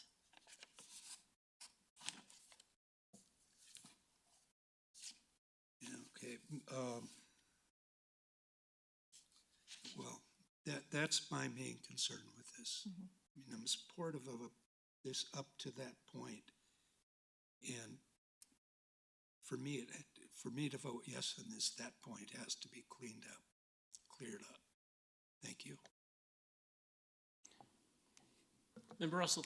Thank you. I do have one point of clarity too. So what about people that are in line at the Gothic? And I've seen, if there's a big thing there that they bring their chairs and sit on the sidewalk.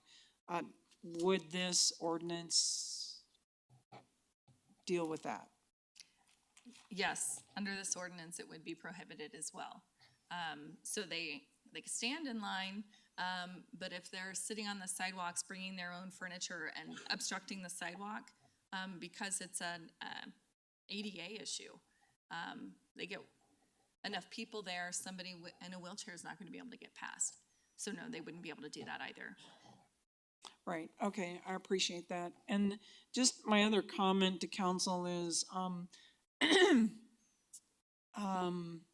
I think I can support what Member Woodward is suggesting if we reword it, because I know that there are a lot of young parents, I mean, even in my neighborhood, that take their young children to the park because they don't have very big backyards. And I think there is a concern, not with one demographic, but with people that perhaps have drug issues that would be problematic. And if we're dealing with the drug issues, then we could do that because there are ordinances we have on the books that we're not enforcing.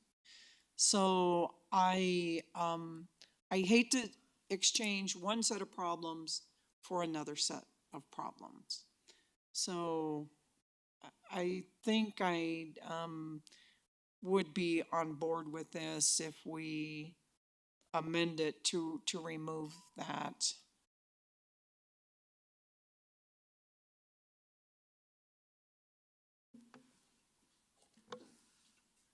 Further questions, Member Russell? No, that's it. Thank you. Member Noonan Camp. Thank you.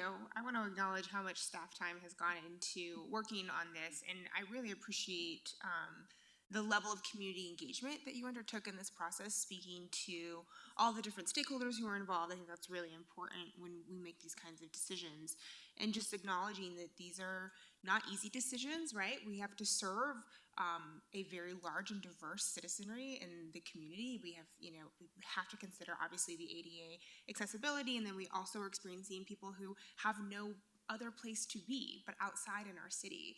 And that should give us pause, and we should handle these issues with great care and great compassion. And I think that you've done that and made a really concerted effort to handle it with that level of compassion. So I just appreciate that, and I want to acknowledge that. You mentioned that Cafe 180 is currently making their kind of patio area, I believe, available for overnight sleeping. Are you aware, and obviously I will acknowledge, we just discussed the Severe Weather Shelter Network, obviously, which is available for 75 days a year. Are you aware of any other private property which would, be protected under this ordinance where individuals have the ability to sleep overnight? Well, I know Cafe 180 because the owner told me they do allow that for people that follow their rules. I know there was a church parking lot that had allowed that as well. I don't know what the current status is, but I did drive by several months ago and saw they allowed that and had porta potties out and services available. I haven't made an inventory of any others, but those are ones that I had personal knowledge of. No, that's helpful. Thank you. And then also, can you walk us through how you would anticipate something like this being enforced? So if an individual is sitting or lying during the day, as we've discussed, there are some other options to ensure that the sidewalks remain clear, especially during high traffic times. If someone is, laying on the sidewalk or potentially sleeping at the nighttime, if an officer were to encounter them, what kind of direction do you anticipate us being able to offer? Well, I've done several ride-alongs with our officers, and I know from personal experience that they have a lot of empathy toward people experiencing homelessness, and they try to connect them with resources and the services that they might need. So I discussed the enforcement with Sergeant Reed McGrath, because we had actually provided some different provisions about, for example, requiring a warning first, and we discussed how we really don't need that because our officers just do that. They give warnings and warnings and warnings before they ever consider some sort of action. So what I would envision is if there was somebody that was blocking the sidewalk, that the officer would make contact, ask them to move to an appropriate place, perhaps point them to a bench where they could sleep or something like that, or point them to another place where they could sleep. Perhaps consider the Cafe 180 shelter or parking lots that are available, but then direct them to a space that is appropriate for sleeping. But perhaps not the most comfortable, but the closest for someone on the sidewalk would be a sidewalk bench, or perhaps even just onto private property if that's okay with the owner. Okay, thank you.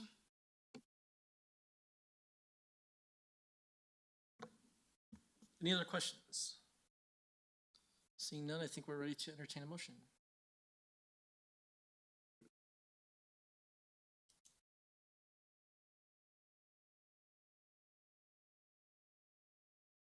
Anyone? I'll move to approve CB 49. Second. It's been moved and seconded. Discussion? Councilmember Russell, I see you over there. Thank you. I do have compassion for homeless people, and I think that we need to remember the reason that this came forward in the first place was we have ADA people in the city that do not feel safe in the city. And so I think as council members, it is our responsibility to make sure that everyone in the city feels safe and protected and has access to city sidewalks. I will be supporting this, and I just want to make sure that we don't exchange one set of problems for another set of problems. Thank you. Member Anderson. Thanks to staff for the time that went in on this. I appreciate the process here. I do feel like there's a couple of tweaks that need to be made to this, and specifically on the public right of way. I know this was framed up as originally I went back and listened to our previous discussion on this, and the goal of this was to prevent obstructions of sidewalks. And now this has been, and I understand the reasoning behind it and everything, but it's been expanded to include all public right-of-way, which is significant. There's significant spaces in the cities that are public right-of-way that aren't sidewalks. I'm not convinced that our current code prohibits sitting in line on non-sidewalk public right-of-way, or on the sidewalk for that matter. Otherwise, we wouldn't be writing this, or we wouldn't be coming up with this new ordinance anyway. And actually, it seems to prohibit encroachments, which is kind of a real estate term as I understand it, but doesn't actually say occupancy is against the rules. Then it allows for, it maybe implies that with, an allowance that occupancies can be, temporary occupancies can be permitted, but seems to focus more on encroachments without specifically prohibiting occupancy. I think there is a proper use of public right-of-way, sitting or lying on there. If somebody's sitting on the grass behind the sidewalk on Hamden overlooking Little Dry Creek, I don't think that would be a violation of the current code, and I would like to keep that legal on public right-of-way that's non-sidewalk and other uses of public right-of-way throughout the city. So with that, I would like to propose an amendment, but I don't know if there are others who want to weigh in before I do that. Maybe I should let us go around. Member Woodward, you're next. Yes, yes, I would like to make one amendment, whereas on the 8th, whereas on page 1 of the ordinance, whereas sitting in line down is appropriate in public spaces that are not intended for pedestrian or vehicle transportation, such as parks, and I would like to delete the words "such as parks." The 3 words. Is that a motion? It's a motion. I'll second. Clerk, did you get that? I have a motion to remove "such as parks" from the ordinance. From the whereas clause. For the whereas clause. Yes. The 8, number 8, whereas in page 1. It's been moved and seconded. Any comments? All right, please vote. Member Anderson? Aye. Member Nunekamp? Aye. Member Russell? Aye. Mayor Pro Tem Ward? Aye. Member Woodward? Aye. 5 ayes. Member Woodward, anything else to add while you have the floor? No, that was it. Thank you. I think that brings us back to Councilmember Anderson. I'd make a motion to remove public right-of-way from, in the ordinance 76B6A1, remove that phrase, public right-of-way, so such that the ordinance is only including streets, sidewalks, etc. I'll second. I'm sorry. Can you repeat again where that was? I'm on page 2 of the actual ordinance, 2 of the actual ordinance.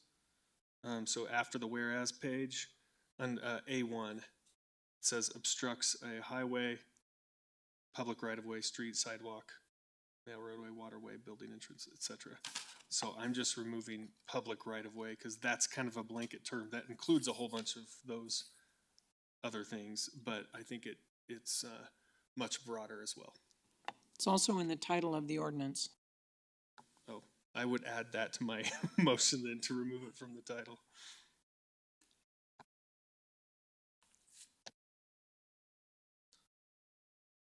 So we have a motion to remove rights of way from the title and public right of way from 76B6A1.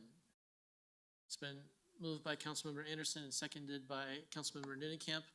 I have one question on that. City Attorney Niles, I know we've had this conversation a number of times. What specifically would be public right-of-way? Because I'm not entirely certain that we're clear on that right now. In general, it is the grassy area between streets and sidewalks and usually extends a little bit past sidewalks unless there's a building there that's private property. So that's the general description. The technical description is what is designated as right-of-way on our plats or in a deed. But usually when you think about the grassy areas around sidewalks, that's usually right-of-way because that's where we have our utility lines, our power lines, that sort of thing. 5G telecommunications type of thing. Thank you. Any other questions? Comments on the proposed amendment? I guess we're ready for a vote. I wanted to. Oh, I'm sorry. Councilmember Anderson? Yeah, I wanted to just comment on, I did just to think through this, I went walking, I looked up the plats on Arapahoe County GIS site and went walking around along Oxford and Broadway near my house, 100-foot right-of-way on both of those streets, which is quite extensive. And for Broadway's about 75 feet wide, so that, that still leaves close to 12 feet behind the curb on either side of those. And I know that applies to numerous, streets and other areas throughout the city. Oxford is the same way, though. It's also 100-foot right away, but it's a much narrower street, and so there's just vast portions, and of this part of the city that's public right of way that's not sidewalk. And I want to keep I'm interested in keeping this ordinance focused on the ADA accessibility and making sure people aren't sitting in line on the sidewalks.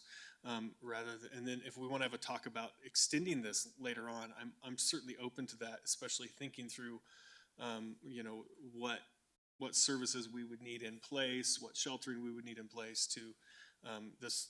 I think the way it's currently written starts getting closer to a total camping ban than I was envisioning with this. I was wanting something narrower, and that's the way I kind of understood it coming out. I understand how this all happened, and I'm fine with it. But I think eliminating public right of way allows us to focus on the original purpose, which is ADA accessibility along sidewalks.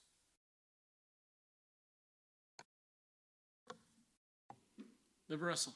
Thank you. I think that becomes problematic in some areas because at my house, there is just the curb and gutter. But there are places in Englewood, especially downtown, where the sidewalk is in and there's a little bit of grassy area between the street. And for the most part, it's called right of way, but it belongs to the property owner that has to maintain it. I think that we're getting a little nitpicky, and I mean, I haven't looked at the plat maps. So 100 feet, that includes the width of the street, right? Nobody's going to camp in the street. Oxford is a pretty wide street, especially west of Broadway. And it's about 55 feet. 55 feet? So then, okay, so the right-of-way actually then behind the sidewalk, because aren't those sidewalks on Oxford, there's no grass in between them and the curb, is there? Some places? Some places. Is that footage from the center of the street? Total width, okay.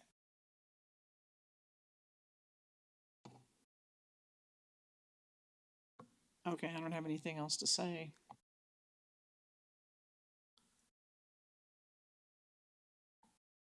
Further comments on the motion?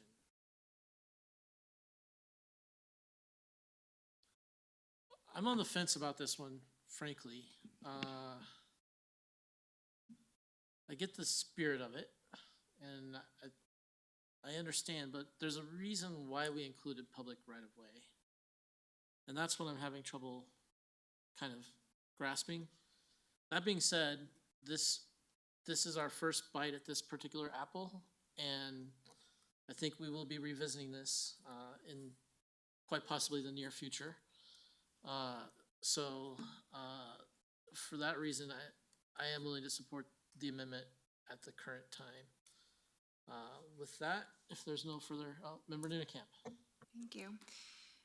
I just wanted to say I'm going to support the amendment because our original conversation didn't include public right of way. We were talking about accessibility of sidewalks, and to Member Anderson's point, if we want to have further conversations about right of way, I support that. I think we should. But what are we trying to accomplish in this ordinance is about ADA accessibility of our sidewalks. And I want to have a narrow scope. Let's do what we came here to do, what we discussed in our study session. If we want to have additional regulations, let's have another study session. Let's have another conversation. But even given some of the confusion tonight about the definition of occupy or, inhabit, I would rather do that in a study session than here when we're trying to have a vote. So I'm going to support this so that we can have a narrow scope. We can hopefully get something passed, and then I'd like to continue the conversation. I think you just said what I said, but much more eloquently.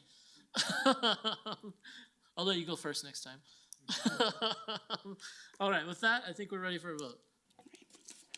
Member Anderson? Aye. Member Nunekamp? Aye. Member Russell? Nay. Member Nay. Mayor Pro Tem Ward? Aye. Member Russell, was that a nay? Sorry. Member Woodward? Aye. Okay. Let the record show 4 ayes, 1 nay, the 1 nay being Member Russell. That proposed amendment passes. Is there anything additional that anyone would like to add? Member Nunekamp. Thank you, Mayor Pro Tem. I have spent a lot of time thinking about this ordinance, and it's been incredibly challenging to understand how we care for the diverse needs of our city with one ordinance. And when we had the study session on this, I said, the question we're trying to solve, or the question we're trying to answer is, how do we share the city? How do we share the space? How do we live with each other in the city with the challenges that we're facing? And we obviously have a responsibility to our disabled community to ensure that our city sidewalks remain ADA compliant. We also have dozens of people in our city who are sleeping outside. And while I understand and what was written in this memo that where people sleep is outside the scope of this ordinance, it is not outside the scope of my morals or my ethics. And I don't want to pass something that doesn't take into consideration, do people have a place to sleep in our city? And so I can get to yes on this tonight because we have private entities in our community who are making places for people to sleep. And to the extent that the Severe Weather Shelter Network and Cafe 180 can help meet those needs in our city, I'm so grateful. But I would like, and I hope that this council will continue the conversation about where people can find shelter in the city. And if there are areas on city property that remain legal places to sleep that are not considered sidewalks, then what can we be doing with the resources that we are stewarding to ensure that we're creating safe opportunities to do so? So this was not an easy yes for me. It's one that I think we need to do to be able to serve the multiple communities in our city. But I don't want this to be the end of the conversation.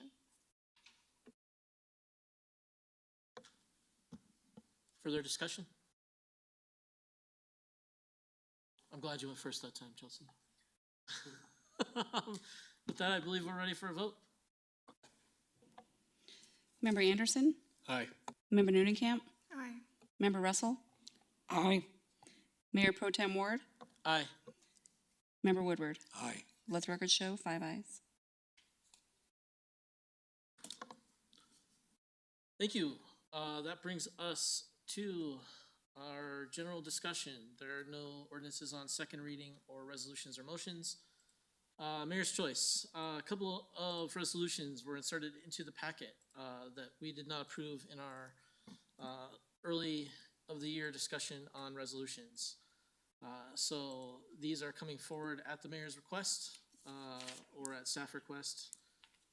They were inserted on the Mayor's Choice. The first is proclamation for Emergency Management Month. That's agenda item 12A1. This is a consensus item, so comments. Go ahead, Member Nunekamp. Do we know if these are being requested by members of the community or where these have originated? We may have some staff online that can answer that question. Go ahead, Tim. If I can, Mayor Pro Tem, the emergency management one was proposed by our emergency management coordinator, Eric White, who's contracted through the county. He brought the idea to me, and I thought it might be a positive thing to bring to council to recognize the work that we're doing with emergency management. Thank you. I have no issue bringing this forward.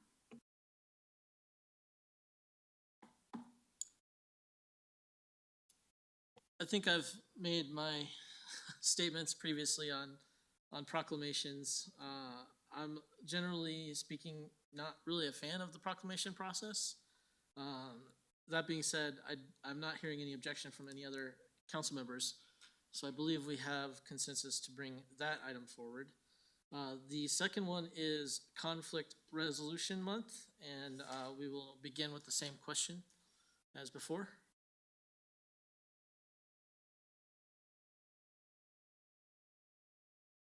Yes, Mayor Pro Tem. So this one actually was brought by our staff working on restorative justice. And I believe they also coordinated with the neighborhood office and mediation. But this was proposed by staff based on work they've been doing with the community, mostly related to restorative justice and also related to mediation. Questions or comments on this item? I'm not sure that the average public is going to be paying attention to this, really.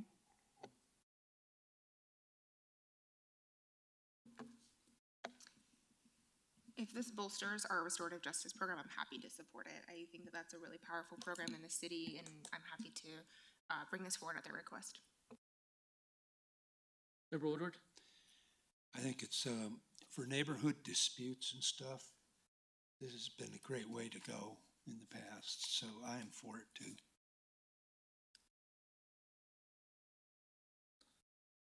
And Member Russell, for clarification, was that a no or? It was a no. I will tell you, I've had feedback in the past about the program the city has, and people are forced to sign and they can't complain anymore. And so that's not really conflict resolution. And so anyway, I'm really not in support of it. Thank you. I believe we have consensus on this item as well. I'm not hearing any objections. I hear one council member in support. And okay, so we will add those to the appropriate agendas.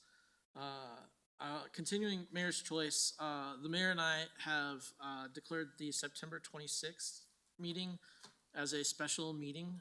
It's designated as a special meeting for the purpose of this council to conduct an executive session with the city attorney to discuss some pending legal matters and matters subject to negotiation. So we will notice Monday's meeting as a special meeting so that we can legally conduct an executive session this coming Monday. And that is all I have. Moving on to Member's Choice. Member Anderson. I just wanted to mention the cross-purpose ribbon cutting went to on, I think it was Thursday. Really cool event. I know there's a number of members of staff there supporting that as well, and just to hear the stories of some of the people who've been served by that program, as well as the passion of the director or the president of that organization, Jason Jans, as well as the staff members at Wellspring that are supportive of it. Mike Sangren also spoke there, and media was there. Westward did a nice little article on it that just came out today if you want to look up and see a little bit about the event. But it was a really positive event, and I'm really excited that Cross Purpose will continue to do what they're doing in our community. Member Camp.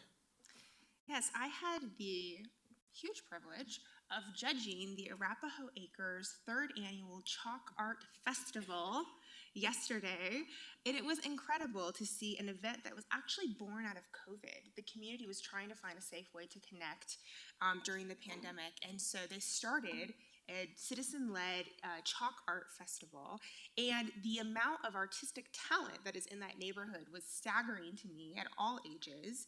And I was thrilled to see that they actually received a neighborhood grant from the city, from our neighborhood resources program, to have that event. It was fantastic. The mayor was also there to help hand out awards. And special thanks especially to CJ Cullinan, who was the lead organizer and just did yeoman's work to make that event such a huge success for the community. And congratulations to all the winners. I hope I'm invited back next year. Any other reports for council members' choice? City Manager. Thank you, Mayor Pro Tem. Just one announcement here. I'm pleased to announce that Englewood resident and former city manager Gary Sears has been nominated at this conference here in Columbus, where I'm at, as the Distinguished Service with the Distinguished Service Award by the International City Management Association. And we wish him congratulations, and we'll be putting something about that in the upcoming magazine, Englewood Magazine. And that's all I have for tonight. Thank you. Thank you, Manager Lewis, for that update. With that, we will adjourn. Have a good night, everybody.